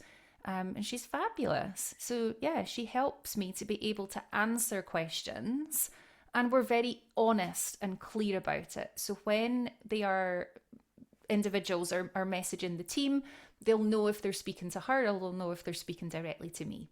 So again, it's that keep it real, keep it authentic. After her, I hired a technical assistant because again, not my zone of genius building websites and, you know, dealing with all the things. I'm much better at it now. But at the beginning, I needed someone to help me if I was going to be putting out a top of funnel free lead magnet. How was I then creating that funnel system? How did it work? I didn't understand it. So I thought, great, I want to give them this free thing, but how do I get that person's email onto my email list? Yeah, and make it all connect and work. I didn't know how to do that. So I hired someone that did that. And again, she's with me throughout everything we do. The masterclass I'm running, you know, I'm running masterclasses all the time, but she helps me to make sure that the automation flows will all work really well. Yeah, so that was my second hire. And that's when the business started to really grow, because I was able to then outsource the things that just weren't my bag, have a virtual assistant support me with the inquiries that were coming in so that I wasn't burning out just answering DM messages and just then trying to do all of that. I could do where my zone of genius sat, which was helping women with their menopause care and be frontline, rather than having to deal with all the stuff in the background. Now, if you do this really well, you can work with people who, so Jamila, I'm very open with this. I hired Jamila through a process where I went on to Fiverr, put an advert out, and there was I had like over 200 applications, went through them all. 3 people stood out for me. So I did 3 interviews, like a Zoom session. Yeah. And they sent me over all their credentials and information. And I just gelled with Jamila. And it was like, let's just see how this goes. We're still together 7 years later. Yeah. And then Rachel's in my team. She's my co-coach. She's a fabulous fat loss coach. She loves working with menopausal fat loss. I don't enjoy that space. So again, for me, it was very much okay, if we bring in ladies that are looking just for fat loss, they're going to work with Rachel. I work with the ladies who are a bit more complex and we need to look at their blood results. They need some, trauma-informed psychology care. That's the deeper integrative work. That's the clients I then work with. So when we've done it this way, it's understanding, again, what brings you joy. Where are your vision, values, and boundaries within your business? And knowing that you can then go out and employ, for £6 an hour, right up to 45, 50, £60 an hour, depending on who you're wanting to work with. But it's on your terms. I now have a team of 8. We're actually quite lean for the organisation and what we do. But I made sure that the hires that I brought in were people who were multi-skilled and could work across the academy line, the client line, so that when I've got Jave doing my technology, she does it for them all. Yeah. So I think from that, it's like, where does your risk tolerance sit? Whenever you go to do anything like this, I would always sit and look at it as am I prepared to spend some time and effort and energy training that individual? Because you can't just hire a virtual assistant and just be like, great, on you go, make me money. Yeah, that's lazy. Think of it as a hire. You're going to need to spend some time training them. Right? I'm listening to you talk and I'm just thinking, how can I take what you're saying, apply it to my business? So I kind of trying to conclude almost what you're saying a little bit. It's you do your zone of genius, and then the things you're not good at, hire there. Hire completely, yeah. It's like, here's the thing, right? Tell me a little bit about your business, and let's do it for you now. Well, I've got my stuff sorted. Like in regards to what I've got a VA, Jan, Philippines, great guy, worked him for years. I'm looking at it from a lens of a coach listening that hasn't got the same business as you and the same setup as you. I'm trying to take what you're starting out. So if they're starting out right now, right, this is where it becomes a point in your business where you're feeling very overwhelmed. Okay, maybe your clientele base is actually at the point where you're like, I think I'm pretty much sold out. Like, I don't think I can really bring any more clients on right now. And at that point, this is the whole wait list scenario where it's like, right, well, maybe now is your time to start thinking about, can I bring a support coach in that can now help? I'm still going to do the marketing, the lead generation, the sales funnels, all those things. And I'm then going to work with someone else that I'm going to train on my methods. So Rachel is fully trained in my methods. She's a contractor. She's not employed by my business. All right. So she has her own stuff as well. But she brings another zone of genius and lens into my clientele base, which I don't work with. She does. And it's looking at diversifying out then the offerings. So when you're working in that space, you've got the ability, you may never need any more than one other support coach. Yeah. And you're able to then start working through the offerings with that individual who's trained in your methods. Obviously, lock it in legally. Yeah. Things like non-disclosure agreements, terms and conditions of contract. Rachel, for example, I'm very open with this, but Rachel will not and cannot work with any menopausal related clients outside of Adele Johnston coaching, because that is our agreement. So she will work with her own clients in her own methods, but anyone who is then in the menopause space will be through us, through our relationship. And we've done that for years. Cool. Josh, AI, how can AI help with all this sort of stuff? We're talking about kind of delegation, hire, and all this sort of stuff. Can AI take some of this load? Of course it can. Yeah, I think just going back to this whole topic, because I coach on both sides. So I 100% agree with Adele, but I don't think it's the only way. And I think it goes back to what the business owner actually wants the business for. And this is where I always start with clients. It's like, what do you actually want the business for? What is the purpose of this? Where do you actually want to take this? Now, exactly what Adela said, if you're looking to have more impact and really grow a bigger business and the focus is the business itself, 100% you need a team. But if the goal is to coach, create great results, but create a life for your family, you don't need a team. And one thing I do disagree on in regards to like holidays when you are a solo coach. I'm a solo coach and I can have as many holidays as I want. It's just about having the right system in place. And it's just about what you do with the profits from the business. Now, if all you do is solo coach and all of your money is tied up in that business, then obviously you're in a very, very tricky situation if anything happens. But if you're being smart with the profits from the business, and this is what I coach, if you're a solo coach, you have to be smart with the profits. You have to invest it. You have to put it elsewhere. You have to protect yourself if you want to remain a solo coach. So for me, it all boils down to what do you actually want the business for? And there's not just one way to build the business. And I think this is something that I really get across with my clients. It's what do you actually want out of it? How do you want to run the business? What do you see the business looking like? And this is where that bespoke aspect to what progress and what success is for that individual. And I think that's very, very important. But touching back to your question there in regards to AI, a lot of the time now you can actually look at automation AI before you even think about a staff member, because you've now got that layer before you even get there. But it depends what the role is. For me, a B player role, 100%, you can probably leverage AI a lot more. But in regards to an A player role, like a co-coach, like Adele's meant, you can't use AI. You need the quality there. You really, really do. So it depends what the role is that you're actually trying to delegate. But there's a lot more B player roles that you can delegate with AI and automation now, where you don't have to have that human factor in there. What would you class as B player roles, Josh?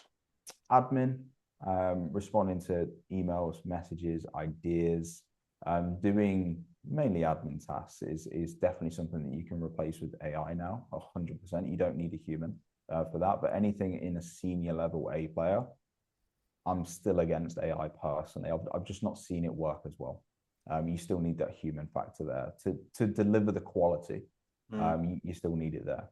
But again, depends what you want out of the business individually.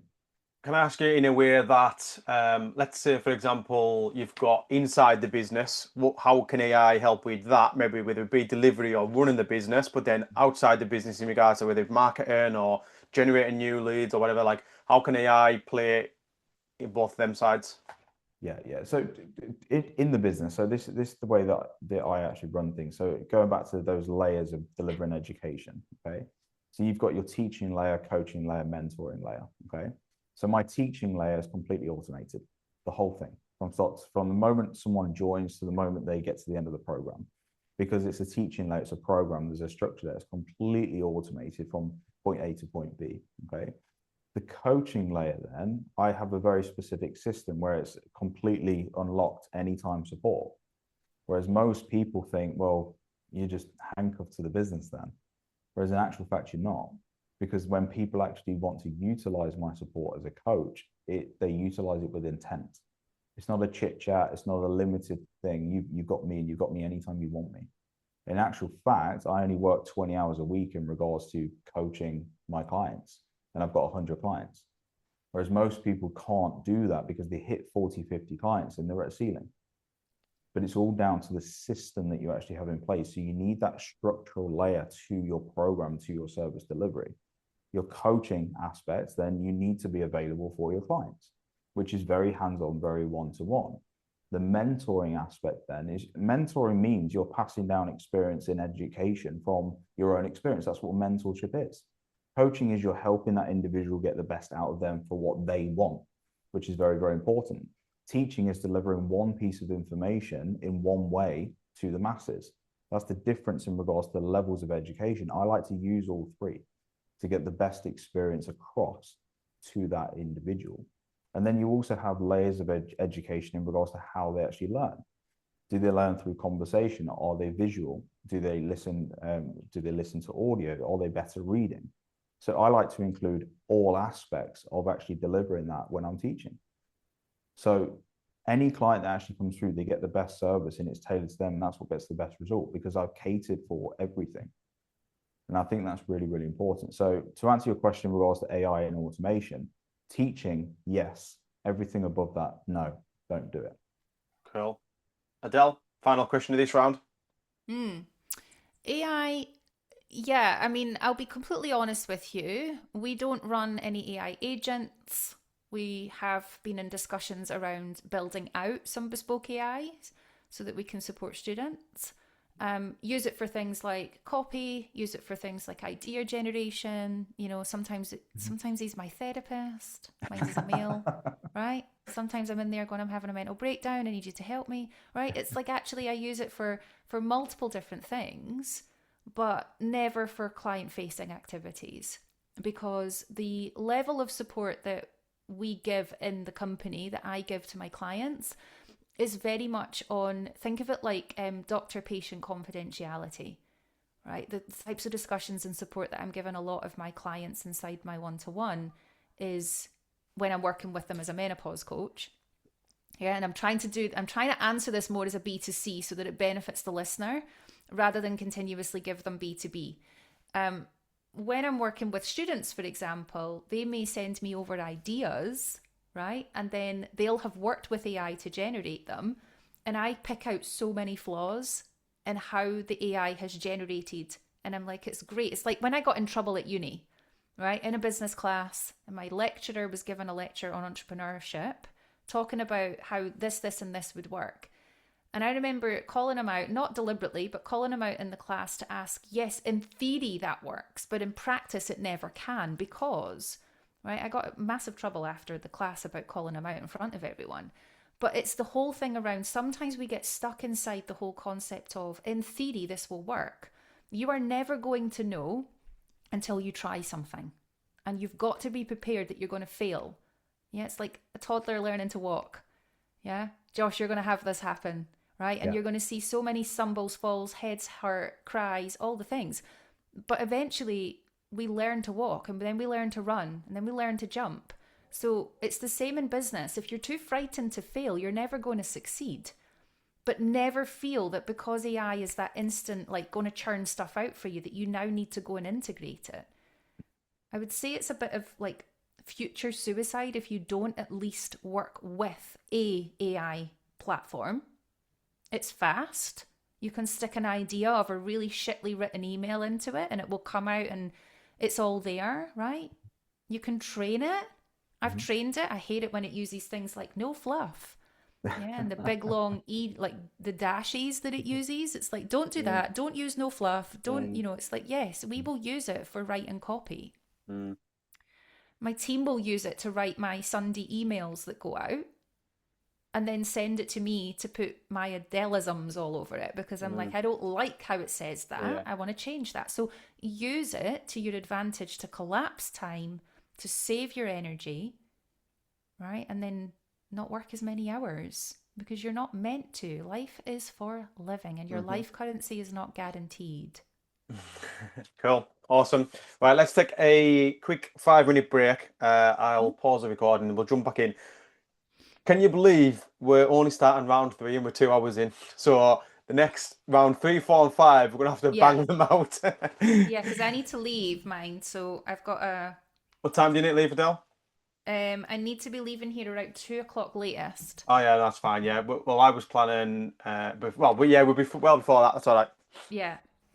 I'll Cool, right. put pause on it and then quick 5-minute break. Yeah, perfect. All right. See you in a bit. Yeah, it's important. Okay, welcome back to Fitness Business Face Off round 3. We are massively on time because it's been such a good conversation. But off camera, off screen, we've literally just been talking about coaching, mentoring, and teaching, and I was very unaware of what each actually meant. So, Josh, do you want to start? Explain mentoring, teaching, and coaching. Yeah, sure. Yeah, so we're just having this conversation actually. So most people don't know the difference, and I think a lot of people have given mentors a bad rap is because they're hiring a mentor and they're receiving a mentorship service. Whereas in actual fact, the person who's hiring the mentor, they're expecting a coaching or a teaching service. So they don't actually know what a mentor is. Now, when you hire a mentor, and this is what we were just talking about off camera, but when you hire a mentor is there to pass down their own real life experience and what they are doing as the mentor. This is what I have done. This is what I have learned. This is what I am doing. So it's all about the mentor and their experience. That's what mentorship is. It's not specific to you. It's not about getting the best out of you. This is just, okay, this is how I've done things. And that's what mentorship is. Coaching then, May I jump exactly in there, what, Josh? Sorry, just a quick one. While you're on, just because you finished the mentoring, yeah, my mind immediately just goes to, because although I'm here to deliver this as a podcast for coaches, I'm here to learn myself. So I'm going to take this little bit for myself. sure. My mind goes to who would want mentoring, because I don't want to be a copy and paste of anyone else. I don't want to live someone else's life. I want to live my life and get the best out of me and do it in my way, right? But I need guiding. Now I know I want coaching to guide me that way. So Yeah. Yeah. So I yeah, I would don't want to understand why anyone mentor. would want to do that. I would want to mentor because if someone's achieved something very, very similar to what I would like in my life, I would want to learn how they've done it. Whether I apply all of that to what I do in my life is a different question. But I just want to understand the pathway that took them to that success. Now, this is the difference when people then rely on mentors for success. Because if you're reliant on the mentor for everything that they did in their life to achieve their success, and then it doesn't quite work for you, and then you moan about the mentor, it's not the mentor's fault. They've done their job, because you need to take self-responsibility for your own journey. But you need to listen to the mentor, listen to what they've actually done, and then take away the things that you would like to then input in your life. And that's mentorship, and that's why you can learn from mentors. And mentors are fantastic tools to have. And I've always invested into mentors, always learned from mentors. Now, coaching is a completely different perspective. And this is exactly what I don't know if you want to chime in here, Adele, but this is what you were talking about. Like coaching, you need to actually listen to the person first. You need to then flip the script and understand. I'll let you chime in because you worded it perfectly. Yeah. Well, do you know, I think that's such a good conversation, and this is like the gold, right? This So, is. yeah. And the whole point around that, Kieran, like I understand what you're saying. Like, why would I want to like have a replica of someone else's business? It's not going to work for me the same Not way, right? only Because that you're as well. not Sorry, them. sorry to jump in, but I'm thinking like even like so. I know you've mentioned previous mentors. You've worked with Josh, and I guess we've all probably had some form of mentor. But even if I say, well, okay, that mentor I'm going to hire has been and created a business of 100 grand a month or whatever, and I'm going to learn exactly how he done it. I don't have a clue what he's sacrificed, whether he's had a social life for the last 10 years, whether he sees his family or not. Like, and I'm like, that for me is just way too much. Like, that's too much. It's almost a bit scary that I'm going to commit such a big thing to follow someone else's path. I'm like, Yeah. I don't want to do that. Every bit of me A lot of doesn't like that. You know what I mean? variables. Yeah, so many variables in it. But here's Hmm. the whole point that I would encourage you to see this on is that you may not hire a mentor for the overall. You may hire a mentor for a specific. Let me put it in real money. You might look at someone who's already automated a funnel automation or ecosystem where you're like, fuck me, they're doing so amazing with how they've built that funnel. I'm going to hire them as my mentor to show me exactly the steps they did so I can repeat that. So I'm going to Yes. pay you to give me your blueprint to that funnel Yeah. design.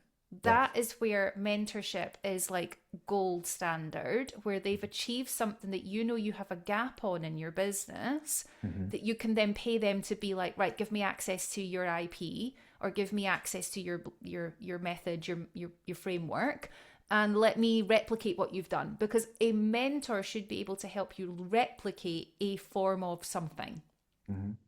A coach, and this is what we were talking about, is and sometimes you will get, I will jump sometimes from mentor to coach depending on what that person is needing.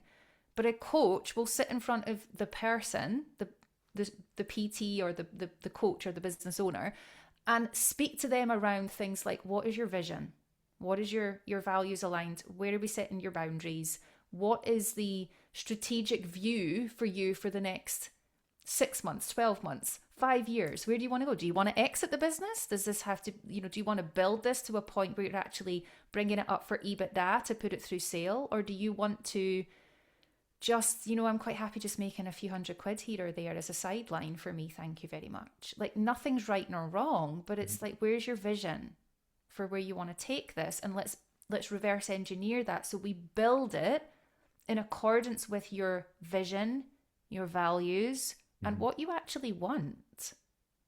So my mind goes back to then my first mentorship where I got told to charge 995. I'm pretty sure that was based on how kind of he started. So I was kind of following his path. Probably. High probability, yeah. So does that then? That means the mentor did his job. The mentor told me exactly what he'd done, right? Yeah. That's a mentor. Yeah, Has that's that exactly not what Adele was then? saying.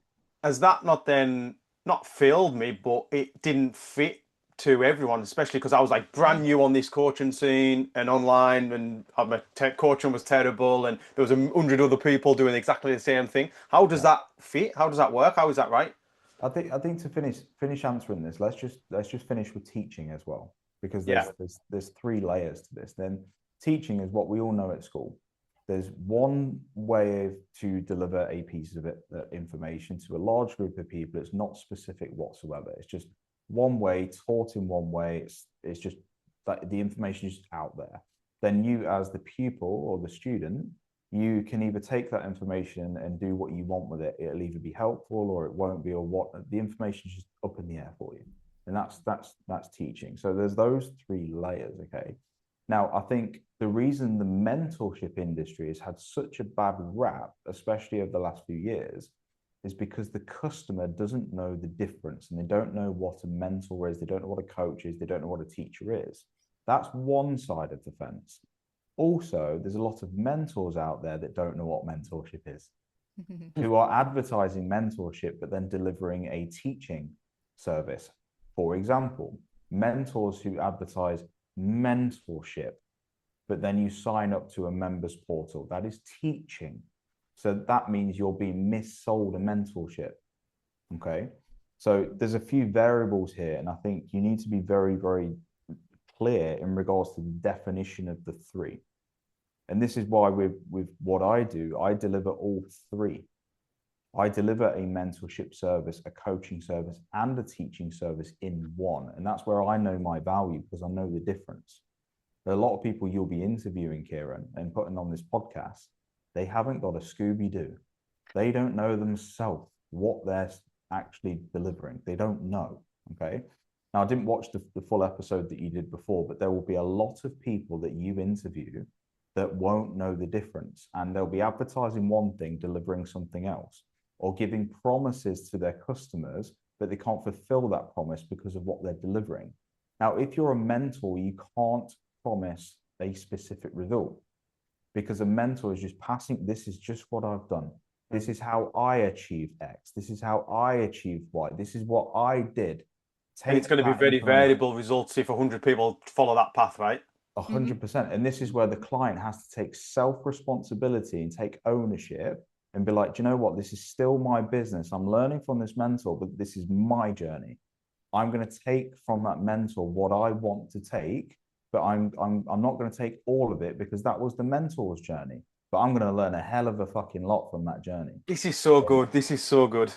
Sorry, mate, carry on. It's people just need to understand the difference. And I really don't think they do. Even mentors don't know the difference. No. And this is why the industry has had people with like expectations that didn't get fulfilled, or they didn't quite get the result they want, or they've got a bad reputation. And it's all down to the fact that the mentors or the coaches or the teachers and even the customers don't know the difference. So to summarize then, just so again, kind of definitely clear and creating pure clarity, if I'm a mentor, I'm pretty much saying, this is my path, this is what I've done, and I'm going to teach you exactly how to do it. It's the same thing, so you can follow me. If I'm a coach, I'm going to say, okay, let's have a look at you. It's kind of not really about what I've done. I'll use all that skills and experience, but it's about you, and let's kind of push you and guide you in that direction with these tools or whatever. And the teaching's obviously just teaching education and stuff, right? Correct.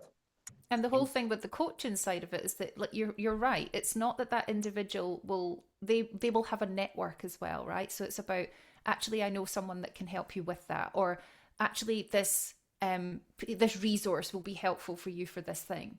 It's not that coach has necessarily done, right, the thing, but they have a network, they have a structure, they have an ability to guide you through every pathway of that. And this comes into it where, health is a pillar to that, right? So in the coaching part of it, they're going to work with you around avoiding burnout. They're going to work with you around, when the shit hits the fan, it's like, right, come in, tell me about it. Let's look at how we collectively work in partnership to resolve this for you. But the mentor is basically going to be giving you like a blueprint to say, like, there you go, this is how I done it. But I'm not saying that it's how you're going to do it, but you can certainly act with discernment and take what you need and leave what you don't. Yeah. Yeah. Very good. I like it. I'm so glad we've covered that. That's my takeaway for the day done. Right, let's get into round 3, coaching and retention. We've probably got about 45 minutes maximum, so we'll be kind of a little bit short and snappy with these and straight to the point. So coaches watching, they know now how to get themselves out there. They know now how to get clients, create sales, conversions. They've got a business. How do they coach and how do they retain these clients? So, Adele, how do you define good coaching? Oh, that's quite a loaded question, isn't it? Good coaching. I'm glad you got it first. What is a good? I know, I'm like bugger. Right. What is a good coach? First off, right? Because that is very perceptive as well around what makes a good coach. I'm going to go out and say that on this one, just because we're in the interest of time, results, right? If we're looking at this from coaching rather than teaching, rather than mentorship, then it's the results. Because ultimately, that is what the success pathway marker point is. So, yeah, I'm going to leave it with that. Josh? Completely agree. Yeah, it's listening to the individual and helping them go from their own point A to point B, not your version of it. Whatever result that they want to get, it's your success rate getting them to that result. Because as a coach, you need to help them with the highs, with the lows, and everything in between to create a clearer pathway to success. That's your job as a coach. What's the worst thing they can do when it comes to retention, Adele? The worst thing to do? How can they kill their own retention? Lack of results, right? It's like... I thought that was coming. Yeah, and ultimately being very egotistical in their nature. I've seen this happen time and time again. I've experienced it with coaches and the retention. You know, I've paid the money and I've exited the program long before because I'm just like, okay, that was a lesson, right? We're gonna come out of that program. It wasn't for me. That coach wasn't my coach. But actually, yeah, I think not getting the results is a big factor in it. But one caveat to that I do want to make is that as a coach, you are not responsible for your clients doing the work. And this is a huge big thing, because I think what can happen a lot of the time is, and especially coaches who are maybe new in the industry and the confidence is feeling a bit low, is you can get yourself stuck into a state of, but the client isn't doing what I've asked them to do. And it's like the whole analogy of you can lead a horse to water, but you can't force it to drink. So I think a lot of this is adapting your style, and coaching is adaptability. Yeah. I've always viewed it as real kind of 50-50 because I know a lot of people like PTs and coaches, even mentors as well, and teachers and coaches, and they'll take credit for getting a client result, but then don't want to take credit for when a client doesn't get a result. And I've often thought, my perspective on it has always been, it's really a 50-50 relationship. If a client gets a result, it's been a team effort. If a client doesn't get a result, it's probably because one of the 50% isn't pulling their weight or doing their thing. It's a good way to look at it. I think as well, as long as you're holding up as the coach what you've agreed contractually as well as what you've marketed to them. Yeah, it's like the whole ethics. It's a whole big conversation around coaching ethics. But I think as long as you can sit and eyeball that client and say, look, I've done everything as your coach to guide you to this point. You're just choosing not to do the workout. You're choosing not to do the thing that I'm guiding you on. So then, just to go down that route, let's say there is a coach with, well, there will be many, with a client who isn't doing it. Who does that fall on? Because then it's the coach's job partly, I presume, to kind of get that, don't take these words literal, but get that client to, and you'll understand this from a psychological perspective, get that client to take action. Like, who does that land with? Responsibility? I mean, I'll answer this one from a psychological perspective. Normally, what I'm doing is I am psychoanalyzing the client's response and how they are communicating with me. Have they ghosted me entirely, or are they coming back to me with kind of sharp voice notes? You know, it's like analyzing how the communication is then happening. One of the first things that I will always say, and this is my mentorship side coming in, I have always then tried my best to get that individual onto a call.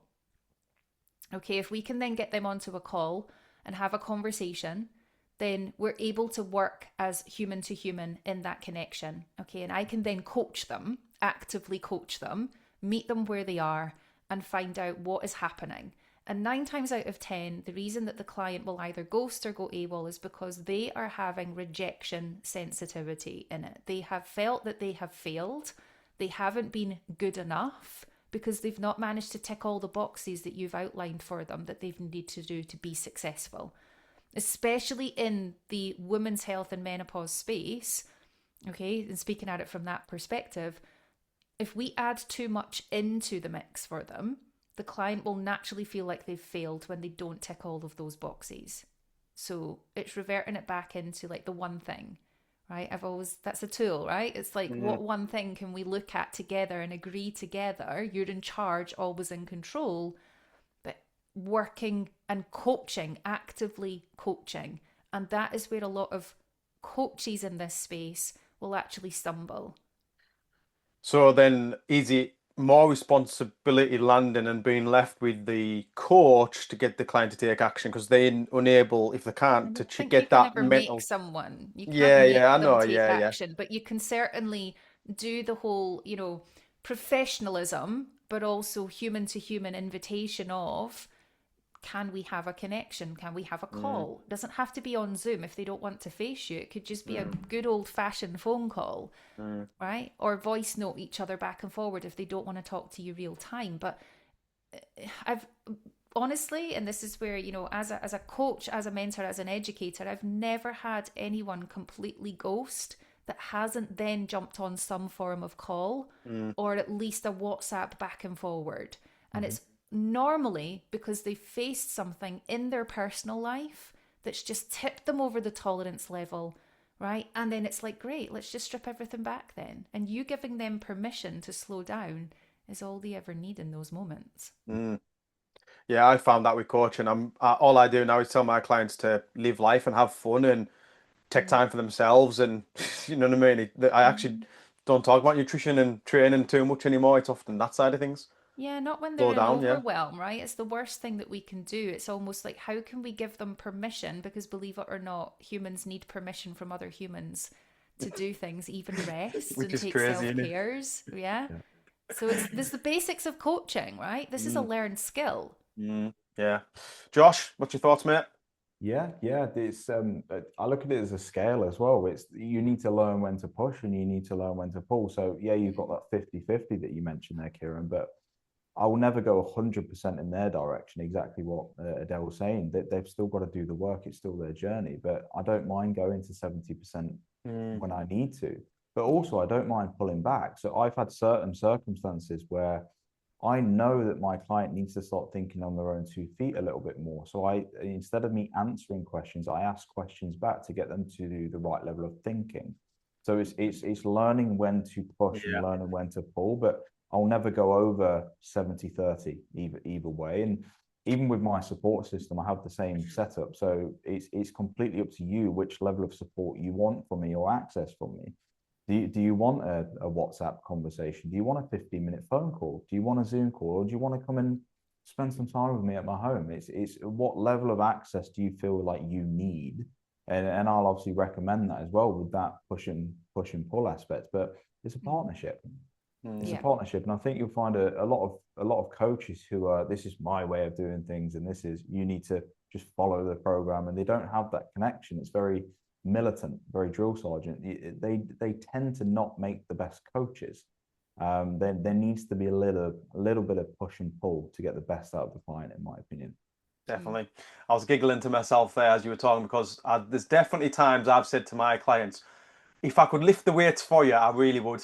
Yeah. I bet You know, they like love that. I would like. There's so many, but I would love to do the work for you, but I can't. You know what I mean? An example for you. So I had a client actually quite recently. He was not very tech savvy, but he was learning a little bit more about actually setting up basic automations through his Go High level account. Okay, so like quite a simple thing to some people, but if you're not technically advanced, anything new is like very, very new. Now, probably my fault along the journey, this is where analyzing yourself, where I have like pushed more on his side and answered questions for him along the way. But then you start to understand the relationship a little bit more. And I understood that I need to start asking him more questions rather than answering more questions. So we had a scenario. I don't know how to do this. I've never done it before. Okay, so in your perspective, how would you find out how to do that if I wasn't here? Oh, I'd probably look on here. I'd probably look on the tutorials that are already in my CRM. Give that a go. Yeah. And then he did it and came back and he'd done the job. Yeah. But now all of a sudden, the 70-30% that was on my side, it starts to become 50-50 again. So you need to learn when to push and learn when to pull. And I think being quite self-aware as a coach, because naturally, if you're a coach, and I'm someone that likes to give and and I've had to learn how to pull back and get my clients to do more of the thinking. But it's just making sure that you are in that. If we're looking at things like a tipping scale, we need to make sure that we're as level as we can be. And it'll go there and it'll go there from time to time, but we need to make sure that we're always trying to come back into the middle. Great. We mentioned about results, Adele. Best way to showcase them, because obviously, like the whole before and after is a bit of an outdated thing now. What's the best way to showcase results these days? Okay, so the best way, I don't even know if there's a best way, I'll be honest. Give me a few different ways then. Yeah, different ways to showcase them. You can actively talk about it. It can either be subliminally. So where we're in conversation here, I could knock in that I've had a client achieve XYZ and we done this through this method or this model. You can bring a client live, do a joint live with a client on social media. Showcase that client in a carousel. Do a podcast episode with a client. It's actually thinking about how do you involve the clients. If you're running a workshop or a masterclass, can the client that's had an amazing result be part of that with you, where you then bring them on camera and they talk to the coaches who can resonate with them a little bit. So a lot of this can be that. If we're talking, and I'm just trying to think of it from both lenses, right? So if we've got PTs who are working with clients on fat loss results, or they're working on bodybuilding clients to achieve stage readiness. It's like showcase the client. Yes, on the before and after still, they do work for some of the industry to be able to show what's been achieved. But we need more of that now inside longer form content. So I would be showcasing it, like Josh and I have both got short term and long form. I would be showcasing it by saying, like, when Kirsty first started with me, this is where she was, and she was, stuck in a job, 9 till 5, feeling really miserable. Gave that up, became a menopause support coach, now has a £5,000 a month business that she operates on her own terms, works a fraction of the hours. So it's like you're able to then showcase the results that have been had. But every which way, there's no wrong way. Just talk about it, share it, show it. Snapshots of their feedback, post it. Don't edit it in Canva. Just put the authentic, raw share with the spelling errors and the grammar problems in it as well. Yeah. Josh, any additions to that?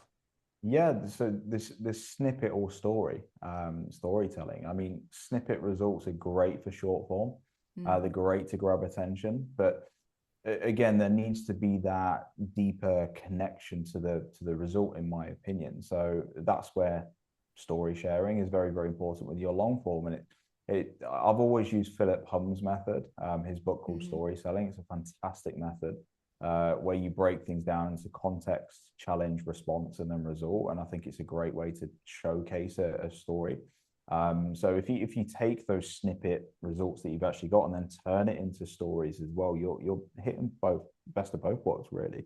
But don't just do the snippets. And I think one of the things you wanted to touch on as well, Kieran, was the financial sharing of clients as well. And I know there's a lot of people that are trying to avoid that in today's day and age. And for me, that doesn't make sense, because if you're being hired to help with someone's business, money is a metric that is part of the business. It's like if you're a weight loss coach that is trying to help people get a six-pack, for example, and you as the coach won't even lift your top up to show your six-pack, it's the same thing. It's like if your clients are hiring you to help them with their business, you need to be able to talk openly and honestly and comfortably with money. Like it's important. So I think the people who are very avoidant of talking about financial wins, there's a lot of insecurity there.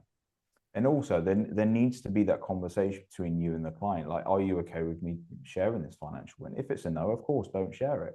But if it's like, yeah, no problem. A lot of my clients don't care. They're like, yeah, no problem. Yeah, share away. Because it's not just random, like, oh, here's this amount of money. We've got a story towards why that's a metric that's part of this story and why this was important. So I think when it comes to actually sharing it, if you're sharing like metrics or you're sharing a specific aspect to the result itself, don't be afraid to do that, because that's what your clients are hiring you for. Can you imagine a business coach never talking about money or financial wins? Would you hire that business coach? On the flip side, then, let's say from a coach looking in now, there's 100 different mentors all sharing financial wins. How do we read between the lines in regards to the story? So if people are sharing snippet wins of results only, for me, okay, I'd dig a little bit. It'd make me curious enough to find out more. And that's what Adele's saying in regards to then your long form. That's where I would also combine that with your long form to create the reality to that snippet. Because there is a lot of, this guy's hit 100K a month, but then like 99K, that was ads. You know what I mean? Or this guy's hit 10K a month and his next month was 500 quid. Yeah. You know what I mean? You don't see a lot of that from behind the scenes, from the social media, right? Yeah. Big question here. So is it a possibility to have plenty of cash and plenty of freedom? Adele, you can answer, because what I guess I see from different coaching businesses and methods, it's you've got like one camp where, let's say, for example, a coach has got 60, 70 clients to work one-to-one with them and they're killing it financially, but then they've got no freedom, they're tied to the business. Or the other end of the scale, they maybe go like, and this is maybe a reoccurring revenue method, then they've got like maybe a high ticket model over here where they've got less clients, but then they're charging more, and they've got maybe a little bit more freedom, but then the retention is not so good because of whatever reason. Does that make sense? So can you have the best of both worlds, and what maybe business methods, models, whatever it may be, can get someone a nice blend of cash and freedom? So everyone's perception of what's enough is different. When you ask, like, have you got enough money?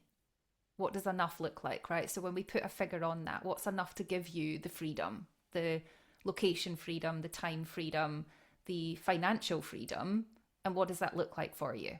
So again, when we're inside that coaching mind space, it's asking, well, what is enough for you? What's your enough number? And that's what we work to.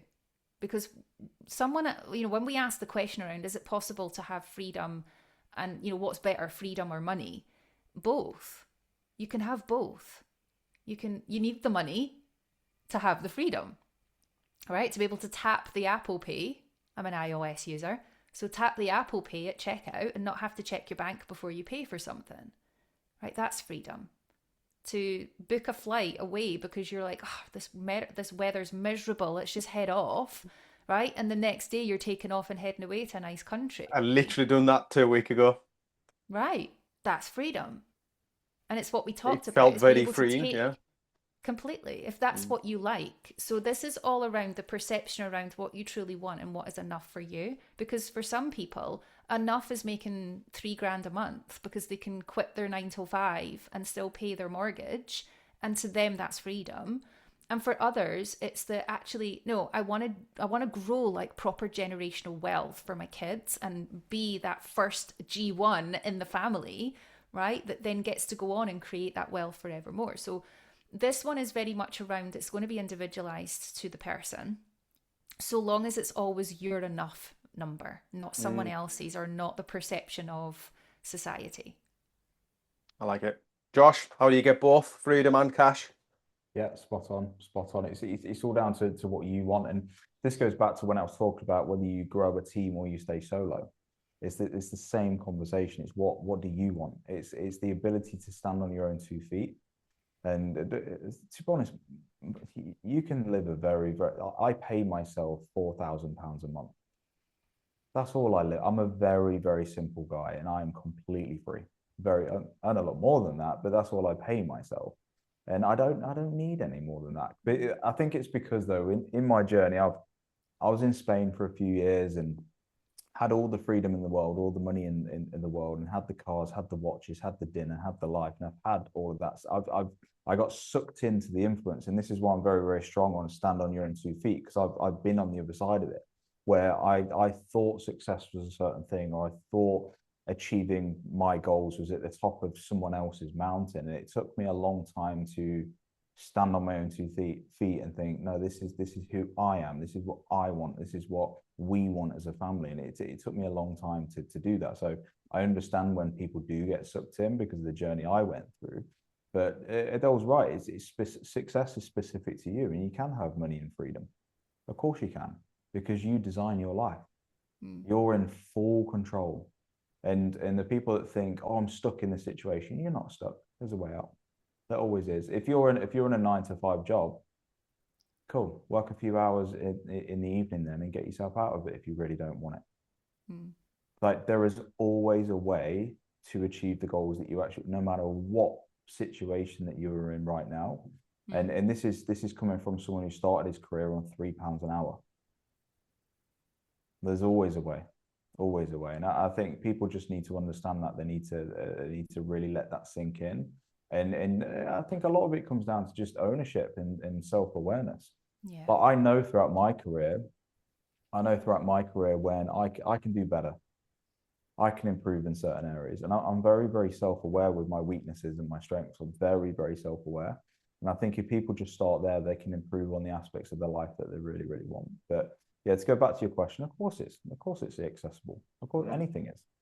And yeah. It's like when you're back at school and you wanted to be a footballer. What do you want to be when you grow up? Footballer, right? And all of the teachers used to say, yeah, but what's your backup? And I remember I went home. My granddad's not with me anymore, but he really gave me a lot of self-belief, and I thank him for a lot of this. And he said to me, Josh, if some other human being on this planet has achieved something, what does that mean? It means it's possible. And I went, damn straight. Like, and I always remember that. So whatever you want to achieve in your life, if somebody else has achieved it before you, then it's possible. And then this comes back to mentorship and why valuable it is. And that's why I've always invested into mentors, because that person has achieved that thing that I'm interested in achieving. It's possible. So it flips it from impossible to possible. So yeah, I know that's a bit of a tangent. No, it's good. It's good answering that question, but it's just I'm just brain dumping. That's what I'm thinking. You mentioned about self-awareness, and something I realized probably end of last year is, and there was a bit of an epiphany moment, that I can't self-awareness myself to £1,000,000. So I've kind of went a bit backwards, I think, to most people, which I've done so much more work on myself. I now lack business skill compared to how aware I am. So what I'm thinking here is, and a question following up from that is, how can a coach watch and acknowledge or become aware of, is it the business I need to work on and I need to get better at business and making money and that as a skill, or do I need to work on myself? Is there any red flags or signs that they can watch out for that may show up in their life that I'll say it's this or it's that? For me, I think you need to get your money sorted first so you can think straight. I think in today's world, if you are really, really struggling with money, it's just going to distract you from anything. You're not going to sit there and want to do personal development if you can't pay your bills at the end of the month. So I think for me, it's making sure that you do work yourself hard to a certain point where, like, you're okay. Like, I can breathe a little bit. But then self-awareness will then come next, and then the money will then come back again. So probably in that, or I'd go money, self-awareness, money again. I'd probably go in that order. Interesting. But then the self-awareness, it changes again though, because when you start to earn good money, all you want to do is work on yourself.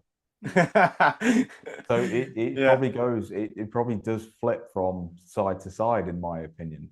Yeah. For me personally, not that anyone's here to listen to me about my story, but I've had to do the work on myself first because I remember a time where during the first mentorship, actually, I thought if I actually come into loads of money, I'll end up dead. You know what I mean? Just with the issues I was dealing with at the time in myself, and I was Yeah. just a loose cannon. You know what I Hmm. mean?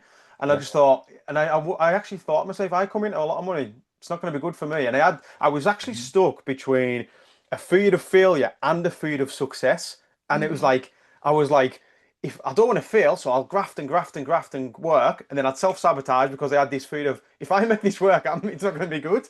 Hmm. So yeah, have you got any thoughts on? I guess again, some coach that's watching is thinking, do I need to get better at business, or do we need to become a better version of me? Adele, can you come up with any signs in life that life may show them so they can help? Yeah, I think what you've hit on is like absolutely gold around the fear of success. A lot of people think that it's the fear of failure, but it's actually the fail of achieving what you're setting out to do because it's new. You've never achieved it before. Hmm. And there's this innate self sabotage that will come as you hit that threshold, and you can literally be like, oh my God, I'm about to grab it. Shit, right, I'm going to just do this thing because I can't hold the money or I'm not good enough for that. So there's a lot of this where, and this is totally my jam and speaking my language now, right? Yeah. Where the self work it's non-negotiable. It's part of it. It's both. So where you've said, is it me or is it the business? It's like you can't actually have a business without doing the work on you. And Hmm. especially, we've got a saying where it's like new level, new devil. So as you start to upgrade, upload, and do more, you're going to hit new layers of uncertainty, new learning levels where you're like, I've never done this before. So it's going to feel alien and it's going to feel difficult. So you can't not do your self work. And that can look like everything from just a slow paced morning if you want to take a slow coffee, ground your feet on the grass, right? The woo woo stuff starts coming out, the journaling, the reflection time, right down to the deep work of therapy, Hmm. right? It's like all of these things are tools in your toolbox, but they're non negotiable. You speak to anyone that you look up to in the entrepreneur industry, and they will always have a pillar of work, which is themselves first. Hmm. Yeah, always. Yeah, we talk about it with clients around like morning routine, bedtime routine. There's an element to this as an entrepreneur. If you have anybody in corporate that you work with and they're a C suite member, they've actually got budget in most corporations for these individuals to have executive coaches to Yeah. work on themselves as a non negotiable, Hmm. right? Because health is everything. Hmm. And we're going to come up against some side swipes that we don't plan for. So Mm, you mm, can't have one without the other. great, great. Let's move on to a bit of a change of topic now. Community, it's something that gets thrown around a lot, and as a coach with a business who wants to keep retention, have good retention, so on and so forth. Community, is it needed? How's best to run it? What should you do? Do you not need it? Josh, what do you think? Community is my weakness. So I'm very self-aware on that. I've never been able to build a great community. I've been able to build a great network, but Mm. not a great community. I think it's because I am very much a lone wolf in regards to my character and who I am. And I think that's probably why. But this is probably not a question for me because I won't be able to give great advice with it because I'm terrible at building communities and I've tried. Mm, And I don't know if it's because I lose interest quite fast, which has happened in the past where I'll start to build a community, start to build traction, then I'll lose interest. Not down to actually, I don't know. I don't know the reason is why. it potentially the type of people you work with? Potentially, potentially. I think it's because I really like, and well, I don't like, I love getting the best out of the individual. Mm. And I think when people are part of communities, it's a fantastic thing to be a part of. But I think they're brilliant. I've just always been shit at building them. I just always have been. It's a huge weakness of mine. And it's not something that I have plans to implement in the future. It's something I've tried in the past. It's just not my jam, and I'm Mm. very I'm very aware Mm. aware of that. But I've seen them work with friends of mine, with people, with peers of mine, and they are phenomenal when done right. I think they're really powerful places to be a part of. Mm. Yeah, I'm very much similar to yourself, Josh. I've always struggled to get a community, but then I think my niche has changed a few different times, and the dad of 3 kids isn't really that bothered about hanging out with the 19-year-old girl who wants to get glutes, you know what I mean? Or whatever it might be, right? He may be actually wanted to hang around with her now, I don't know. But no, I think I'm in the same boat. I'm very much a lone wolf, and community's never been a thing. But then, yeah, I'm kind of putting myself in a few different shoes here, trying to think about why is that, and I'll tell you one reason, Kieran. I tried to build a community once as a lead magnet, right? And I was building it. It was doing quite well. Started to get close to 1,000 people in it. And just this is just me thinking of this right now. I think the reason I didn't like it because it became a transaction because I knew that that was my lead magnet to then push them into the next part of the journey. And I guess I started to lose love with the aspect of building a community as a lead magnet. But and that was just my perspective. And I think it kind of started to go against my personal values in regards to why I was actually building it. But I'm not sure. That might not be the reason, but I'm just thinking out loud now as we're just having this conversation. Like I've just never been good at building communities. to throw something in the hat there, has the majority of your clients been male, Josh? No, No, they're not, no. 50-50. Because I was going down the train of thought there. Is a brotherhood more difficult to build than probably what you've got, Adele? Because I've always viewed the women as the love a good chat and loving women getting together and women's power and all that sort of stuff. And that's how I've always viewed it anyway. But what do you think? Yeah, I don't think so because you've got Andy's Man Club, right? And they've got a huge community, massive, Mm, thousands and thousands of you're right. guys that are inside their community.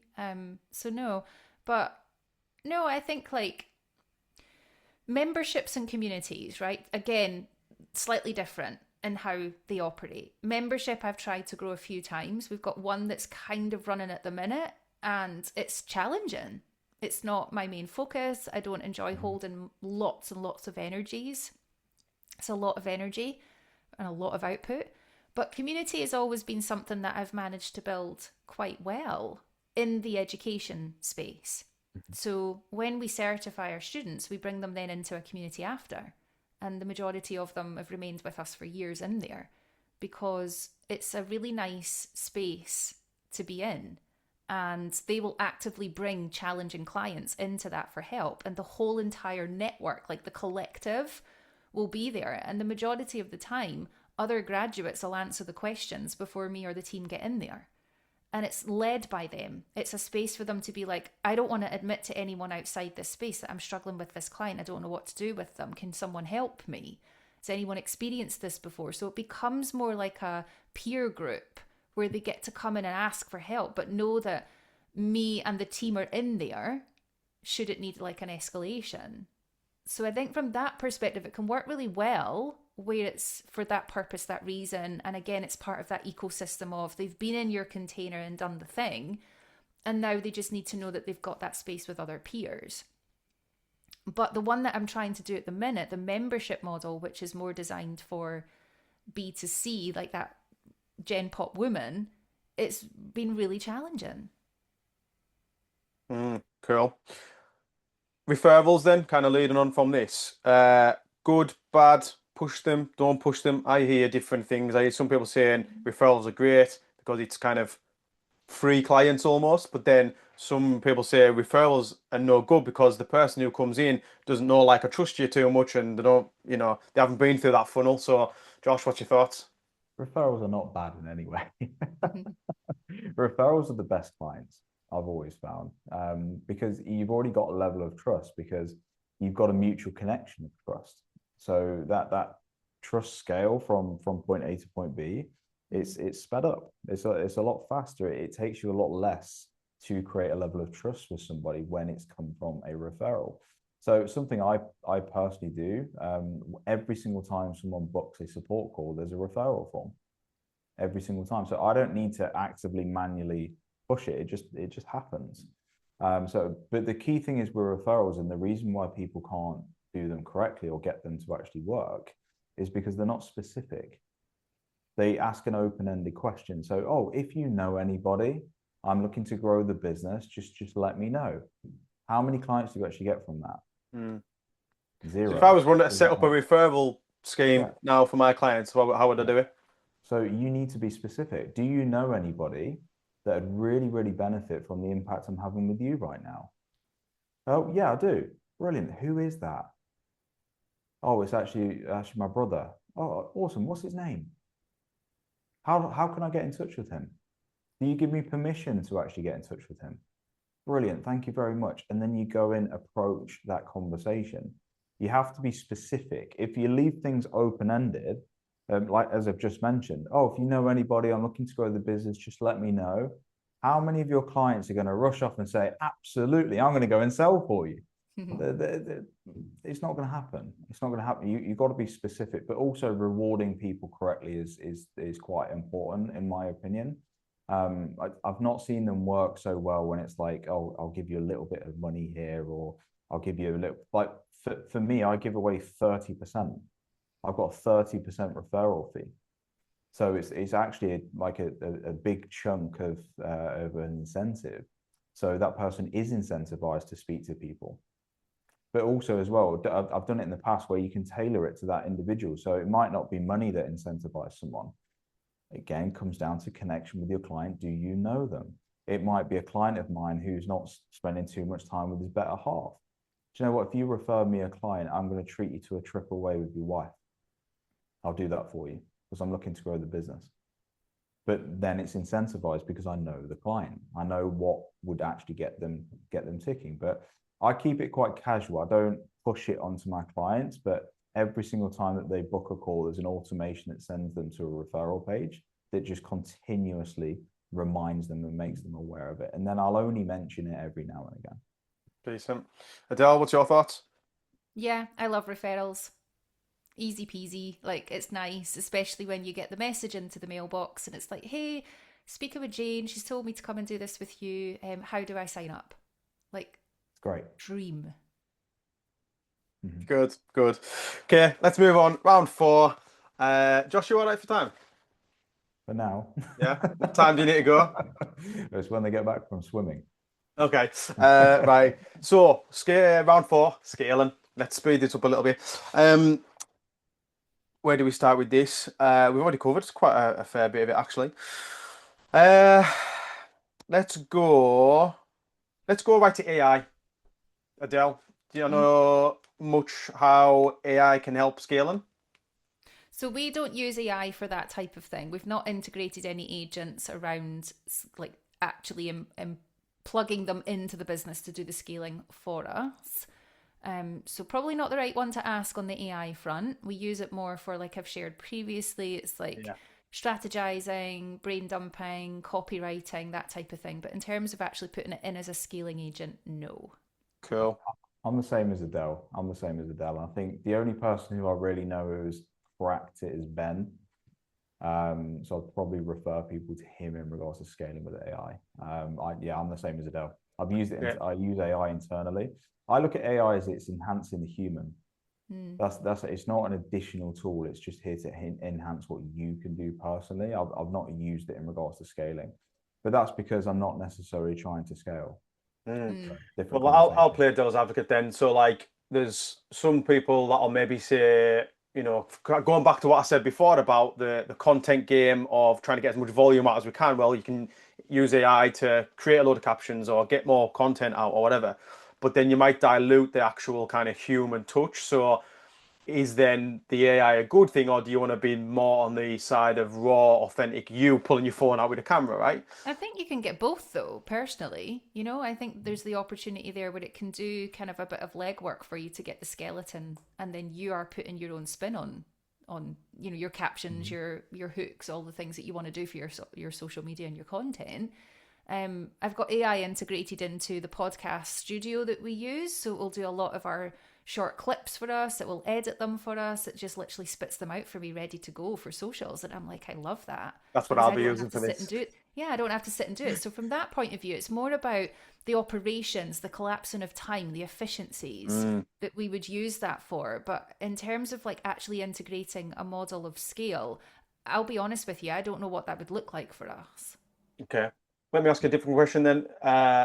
What does a coach need to do or change from let's say he or she is a 0 to 10K coach, and they want to go kind of like, let's say 30, 40K a month plus. What's the differences in, or what's the differences, Josh? Connection, Deeper charging what you're connection. worth. Yeah, charging what you're worth. I think understanding your market and not getting distracted is a huge one. So making sure that you're focusing on one market, have one message, and you target with one type of media initially. And then what Adele said earlier, that you expand out over time. And I think it's just being focused. I think most people that are too distracted. If I'm honest, the difference between 10 and 30K isn't a lot. It's really not a lot. And a lot of the time, it's just being more consistent with dialing in that very specific thing that I've just mentioned. It's not doing something different.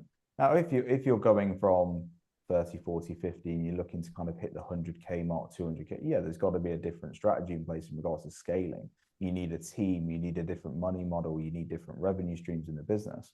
But I have, and like time and time again with my clients, we've hit 30, 40, 50K on your own, doing one thing to one market with one like you don't need anything crazy. And I always see this with the coaches who earn 3, 4, 5K a month, right? And then they try and hire a VA, or they're looking at what someone else is doing, or they look at this tactic, or they launch a challenge, or they do a 5-part mini series, and they're just throwing shit at the wall from an outside perspective. You just need to focus and just keep on that train, and you will hit that. But you just need to make sure you got the right model in place.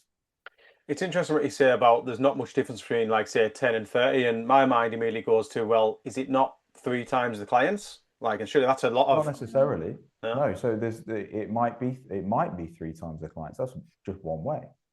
It might be 3 times the price for the same type of clients.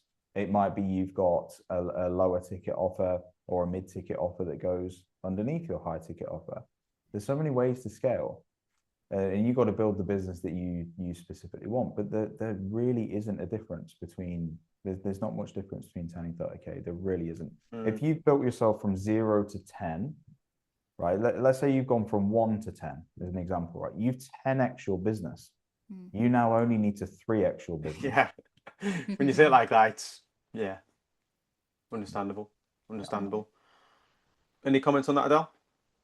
Yeah, I think that realistically, if you're looking at it from startup, hitting your first K is going to be hard, right? That's going to be like getting your first client. That's the rough part of this ride. Agreed. But actually, once you've hit your first £1,000 recurring, I'm talking recurring revenue, not just cash.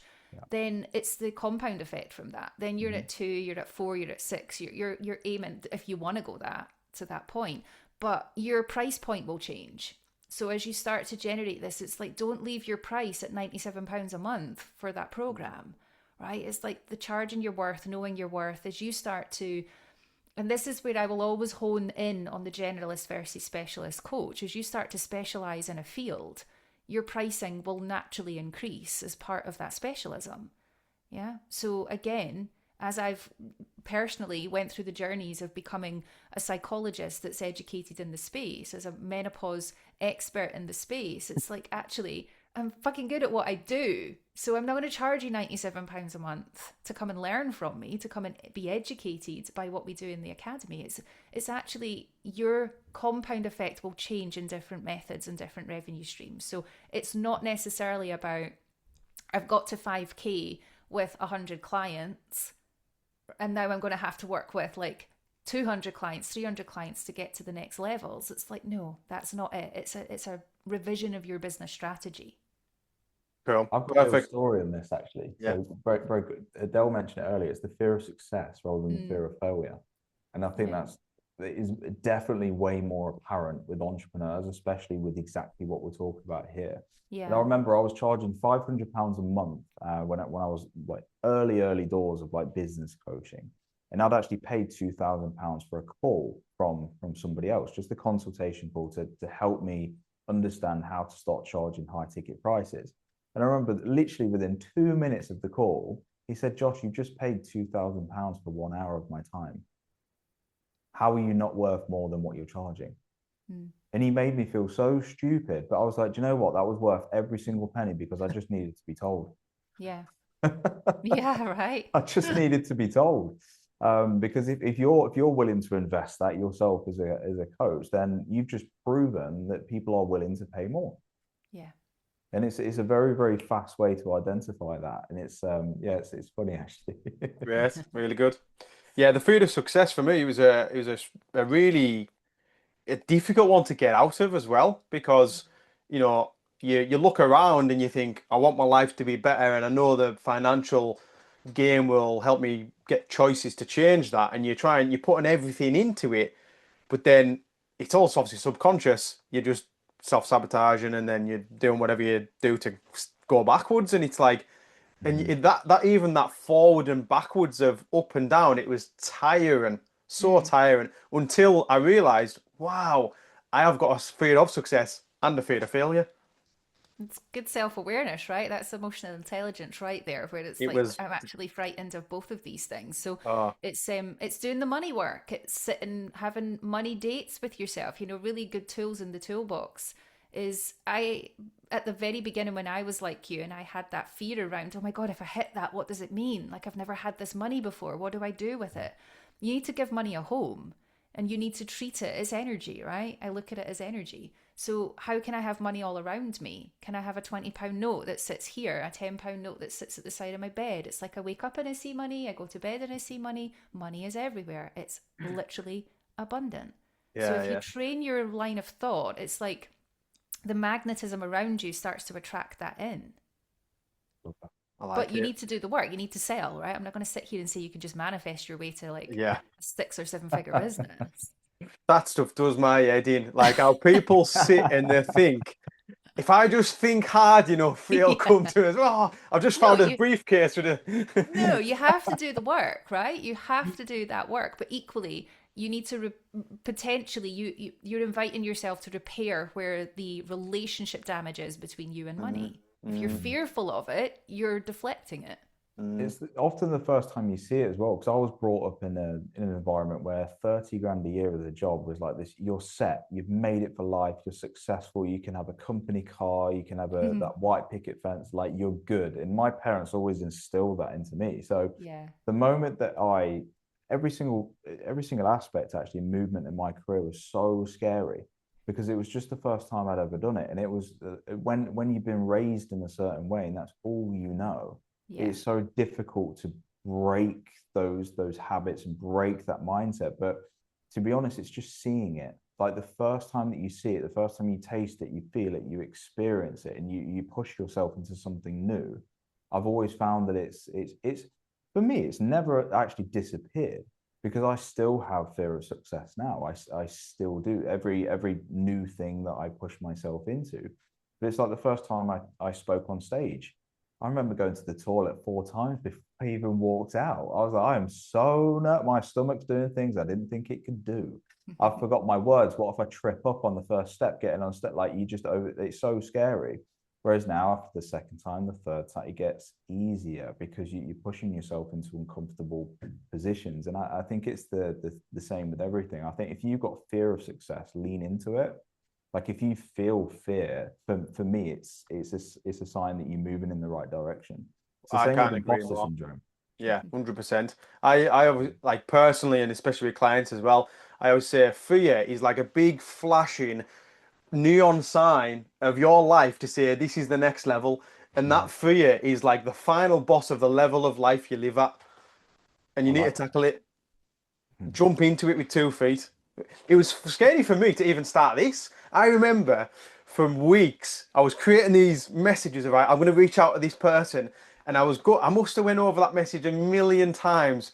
And I remember the moment I was going to send it, I was shitting myself. I was like, "This is what I need to do. Send." Mhm. So yeah, I can't agree more with that, Josh. Fantastic. We've kind of briefly been skirting around this next question, which is different business models. So there's a million obviously different business models out there. What is your favorite business model, Adele? I I would say I've tried a few different approaches to things, but the model that I really enjoy doing, and I will be honest with you, right? This isn't about like, ooh, what do all the gurus out there say you have to do in business? right? I will say this until I'm blue in the face. I have a business degree, but I don't ever sit on that and be like, ooh, this is going to tell me what to do. The main thing with me is understand that there is a problem to be solved. And if you can solve that problem, I mean, look at the simplest of things like post-it notes, for goodness sake, right? They solve a problem. So if you are the one that can solve that problem, exactly. I love a post-it note. They're literally everywhere. Simple concept. Then you will have a business, and you need one person to buy the program, the offer, or the thing for it to be a viable business offering. If you're not selling it, you've either got the wrong audience or the wrong product, right, for that audience. So it's like switch it around. So for me, it's very much around, I am a little bit nosy. I like to listen to watch and listen what's happening and build solutions around the problems that I know I can solve. And it's as simple as that. So the models that I operate are very much in the service space.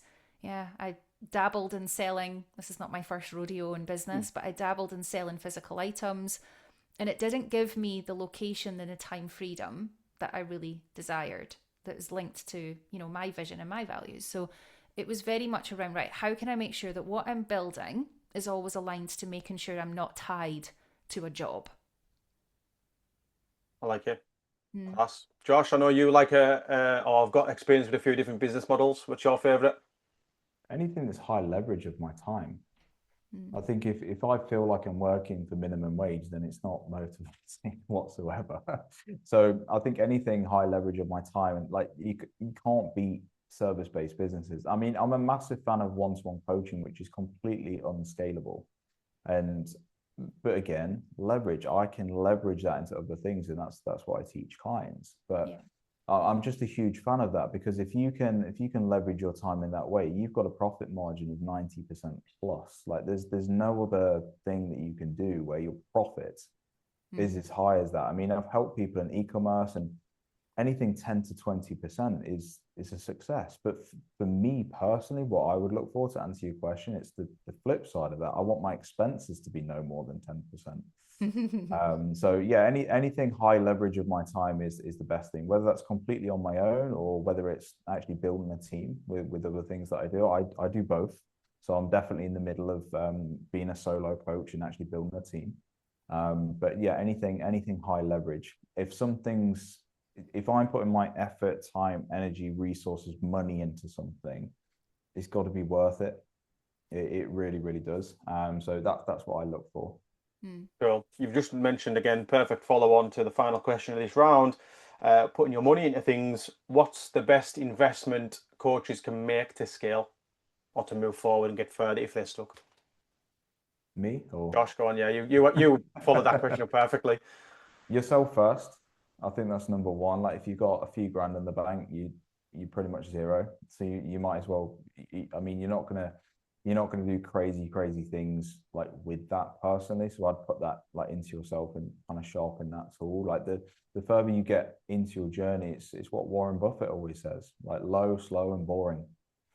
Like put your money into things that are boring. I'm not a financial advisor. Can you put that on the screen? Disclaimer. This disclaimer. But no, I think yourself and developing your skills, because I think your skills in your network is incredibly important. If you can pay to fly out to a mastermind or get yourself in the room or build a network, go to a dinner and just learn. And ultimately it comes under that umbrella of being curious enough. Like pay to be curious and pay to put yourself in a room where you're going to learn a lot from the people around you. I think that's like number one thing. But also pay with your time. It's not just money. Like listen to podcasts, read books. Something I'm getting back into now after a period of time of not reading as much. I'm back to once a week, like a book a week. I'm kind of back into that flow again, and I feel the sharpest that I can be when I'm continuously learning. I think that's important. But in regards to like investing, again, I'm not an IFA, so speak to one, but low and slow. As long as your money is beating inflation and you're putting your money somewhere that is outbeating the economy, you're laughing. Absolutely laughing, but then don't get distracted. Yeah. What's your thought, Adele? What's best investments? Yeah, and always yourself first, right? I've always said this. Like, if you don't have your health, and that's everything from physical, mental, emotional, then you're screwed. What's the point? So always yourself first. I mean, you could take it literal and be like, hire the PT, do the work with the person, right? You're your own worst coach. You cannot coach yourself. So this becomes a part of, yes, you will have mentors out there that are experts. You could have Warren Buffett mentor you if you read the books and do the things, right? But actually, it's all the way down to, if you've got even an extra £100 at the end of the month, go jump on and get a Hargreaves Lansdown account and start to put your money into other things as well. Diversify it out if you have an interest in that. So this isn't about what you should or shouldn't do, but I would always say that investments are always in yourself. They have to be in yourself. Right, everything, like, even to the point of having fun. Like, what is fun for you? What's in your joy bubble? Yeah, great. Right, let's move on to round five. Last three questions. Big questions as well. Round five is the industry as a whole. So this way it can get a little bit spicy. We'll flip the coin for this one. Where's my coin? Okay, Adele, heads or tails? Tails. Heads. Josh, do you want to go first or second? Yeah, it's fine. Yeah, no problem. First? Yeah, first is Yeah. fine. Okay, if you were Prime Minister of the fitness industry, what would you change? I would put a qualification for online fitness coaches. And I For know a those few people, online coaches, not mentors. Or... I think there needs to be a qualification. I think the qualification for in-person personal trainers needs to be better. Yeah. A few have tried. I think it's going to be near enough impossible to actually embed that. But that's something that I would do, because a lot of people obviously use their influence to sell fitness specifically. That's what we're talking about here. It's not just coaching, it's fitness, isn't it? So a lot of people use their influence and use their marketing skills to sell the thing, which is leaving a lot of great coaches unattainable, untouchable, essentially. So that's something that I would definitely do. So some form of vetting qualification process. But a few have tried it. A few have tried it and not been able to implement it. Is there anything you would do differently to what they've tried then? I don't think you can. I think if a customer wants to work with that individual, they will. So I don't think there's anything that we can do there, unless there's some form of verification with social media. But platforms like Instagram and Meta as a whole, they're not going to look at the tiny little fitness industry and verification on it. Let me change the question. If you're the Prime Minister of the mentoring industry, what would you change? Show proof, stories, show proof and stories. I think is very, very important. Don't talk about snippets of your career, talk about your whole career. I think that's important because that then paints the picture. It makes you human. I think there's the mentors that only talk about the highs. That's not real. We all have ups and downs, and that's life. Like it's you need to show the bruises, the bad, the ugly, as well as the highs. Both are important in my opinion, and I think most people just share the snippets. So I'd force people, if I could, to share the whole timeline. Great. If you're Prime Minister of the mentoring industry, Adele, what would you change? Apart from more females doing stuff like this, what would you change? There needs to be. Oh, I don't know. I feel like there's so many disparities already that is it ever going to change? I don't know. But yeah, similarly to Josh, I think we need more regulation. Okay, we're dealing with people's health from a physical and an emotional perspective. We've got quite a lot of people that will start dabbling in the trauma space that are not trauma informed or trauma trained, and actually that is so fucking detrimental to someone's well-being, life, all the things. And at the end of the day, we've got to appreciate that, especially in the space that I work in, we save a lot of lives in what we do in menopause coaching. That might sound quite dramatic, but we do, because quite a lot of those women are facing signs and symptoms that are actually quite reasonably resolved, and if not completely resolved, supported to a point they can live life again. So yeah, I would make it mandatory that anyone working with women was female trained in menstruation and menopause, because both those things happen. I like it. Josh, what red flags should coaches watch out for when they're looking to join a mentor? knowing the difference, what it is. I think anyone watching this, that hopefully you've taken away what the differences actually are, and I think that is the most, like, you need to know what you're investing into. If you are investing into a mentor, you're getting a mentorship. If you're investing into a coach, you're getting a coach. If you're investing into a teacher, you're getting teaching. And I think that's very important, both from the professional side and the customer side, to just know the difference. And it's something I've had many conversations about. But I think that is absolutely key, that is defined and clear from both sides. Yeah. Adele? I think them not wanting to even get onto a call with you is a red flag for me. Yeah. So if they're like selling you in the DMs and stuff?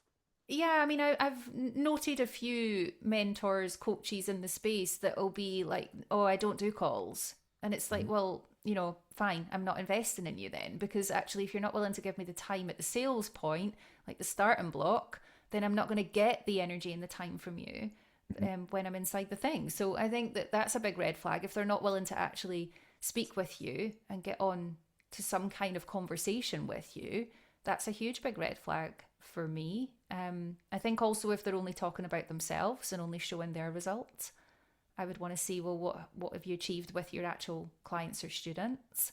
And I always have said this is forever, right? Interview them.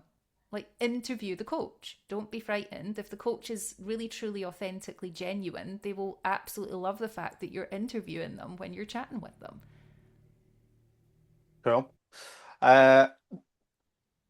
What's the most dangerous advice? I say dangerous, damaging is probably a better word, that you've maybe heard, because obviously you guys have worked with a lot of different clients in my position as coaches.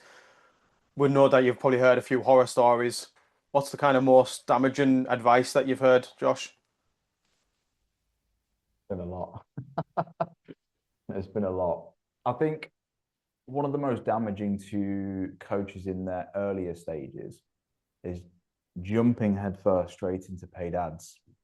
That some mentors and some coaches actually push like immediately, like from the offset. I think that can be quite damaging, because they're still in their development stages of the business. Like there's a lot to learn, there's a lot to build, and there's a lot that you can do organically. There's the fundamentals that we've spoken about in this conversation that all need to be done first before you look at scaling that up. So that's a damaging one that I've seen that happen to quite a lot of people who fly over to Dubai for that jet setter lifestyle and end up spending all the money. Then they've got to come home with a tail between their legs because they haven't learned how to do things properly, and they're just throwing money at something, praying that it will scale the business and grow top line revenue, but then their profits non-existent. So I think that's something that I've seen happen time and time again. Damaging from a client perspective actually is mentor hopping. It's very damaging, because if you're hopping from mentor to mentor, and I'm talking about in short succession, you then create this environment in your own space. I'm talking from a client's perspective here, where you don't know what to believe or what direction to go in. It actually causes more confusion than you actually had before. So if you're going to commit to somebody or a method or some form of pathway, stick it out for a period of time, learn what you need to learn to, and then by all means, learn from other people. I'm a big believer of that. But it's the people who spend 6 weeks with someone and then go to somewhere else, or they have a call with someone and have a go, all of a sudden they work with 10 different people this year. Like, you're going to be so confused as a client in regards to what to do. And you're already confused with the information that's on social media now. Like, you should be hiring someone to, in my opinion, to remove the confusion and get clear. And if you're mentor hopping, you're not creating that clarity. Now, the caveat to this is, if you're hiring mentors for different specific things in areas, if you're hiring a mentor or a coach, for example, to help you with the marketing, but then you have another one to help you with your customer retention, 2 areas, that's okay. But when it's going to skew your mindset and just cause confusion, for me, it's not a good thing. It's really not, because you've got such conflicting opinions and views on what to do, and then you're left in a worse position because you don't know what to take action with. you then sit there in theory mode. As Adele said earlier, action's the most important thing. It prevents you then from you stop taking action because you don't know what to take action with because you're so confused. And I've seen that happen time and time again as well. So yeah, a couple of things for me is the paid ads too early and too much on paid ads and trying to scale too early. And then the mental hopping is very, very damaging as well. Makes sense. Adele? I mean, I've heard and witnessed and seen so many things in the industry. I actually had someone get told to ditch all her kids because they weren't going to help her grow her business. What? Like, a mentor actually said this to someone. Um, I was guided to, when it was my birthday, open up my diary and give everybody free calls. Ended up with like hundreds of like calls in the diary and not one sale, and I got burnt out. So you try these different things, but what you find along the way is that a lot of these mentors or coaches that guide you and say, you need to do this, this is what's working right now. Don't take it as gospel, would be my advice. Always question it and ask for the, okay, great, show me the proof as to how this is working. And if it doesn't align to you, you don't have to do it. You've always got the choice. I always say everything is your choice, whether you do or whether you don't. Yeah. Yeah, I align with that. I always say that everything is your fault. Yeah, I align with that. Yeah, class. Okay, final question then. Josh, if an online coach could remember one bit of advice, a statement, a claim, or comment from you from this episode, what should it be? Stand on your own 2 feet. Stand on your own 2 feet. That's the foundation. That's the foundation of it all for me, because any relationship I start, I'm from a coaching perspective, I'm always asking, like, what do you actually want this for? Like, what is the purpose of this for you? Like, that is ultimately the foundation to the entire house that you're trying to build. Like, what is this for? What's the point of this? Like, why are you looking to start this? Where are you looking to take it? What do you want out of it? Like, what is the point of this? And I think every single building block from that point is built on that decision. And I think most people don't have the ability to stand on their own 2 feet. They're too easily influenced. I just think they are. I think they're far too easily influenced. They don't know what they want. So I agree. I really do agree. Define what you want first. Define what you want. Nobody else, what you want.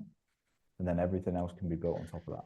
I think the fitness industry generally is a lot of kind of copy and paste, isn't it? It's like people just copying off people from the people at the top of the tree, and they end up in bad positions that they don't want to be in.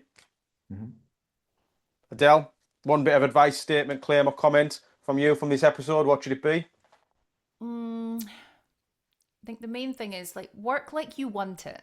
So we find that a lot right now, and this might sting a few people, they genuinely believe they want the thing, right? They want X amount per month, or they want the freedom, or they want the physical item that helps them feel successful. But yet they want to work 5 hours a week. And it's like, actually, there's such a gap and a disparity between that. So it's like, yes, this is going to take a lot of work at the start to get something off the ground. It's the aeroplane analogy, right? It'll use a lot of your fuel at the very start, getting off the ground. And then you can hit the autopilot and then pick up another project. So until that plane is an autopilot, you do not have permission to go start getting distracted on other things. If you want it, you work for it, but not to the detriment of your health and happiness. So, but that might not be a value of yours, right? It's like, know your values. Health is one of mine. And that's when I will always ask myself around, like, is this actually helping or hindering what I'm doing? Brilliant. That's come with time, right? I didn't feel that way at the start. At the start, it was all about the money. Yeah. Class. Fantastic. Well, I really want to show my respect to you both and my appreciation, because that was class. I've got a lot of notes. I've got a lot to implement. I've learned a lot. If I've learned a lot, no doubt people listening will learn a lot as well. So, any final comments? Anything you want to get in there before we press stop record? No, I think I don't know your intention behind these head-to-heads, but I like everything Adele stands for. I think all of her clients are in great hands. I think she's very intelligent. I think she's delivering something of impact as well, which aligns with me. So I don't know if you're trying to cause arguments here, Kieran, but There's nothing for me to argue with, to be honest. I've It's a, got the utmost respect. it's a good comment, mate, because a few people who I've reached out to, and I think it's the Face Off brand that people think, is it just people arguing? And it's far from that. I want it to be value and entertainment in one. Like I said in episode one, value is often pretty boring because it's just there's value and you can get it almost anywhere now. And entertainment isn't often very useful and valuable. It's quite just entertaining, right? But this, I want to build both together, and I think it has been entertaining and valuable.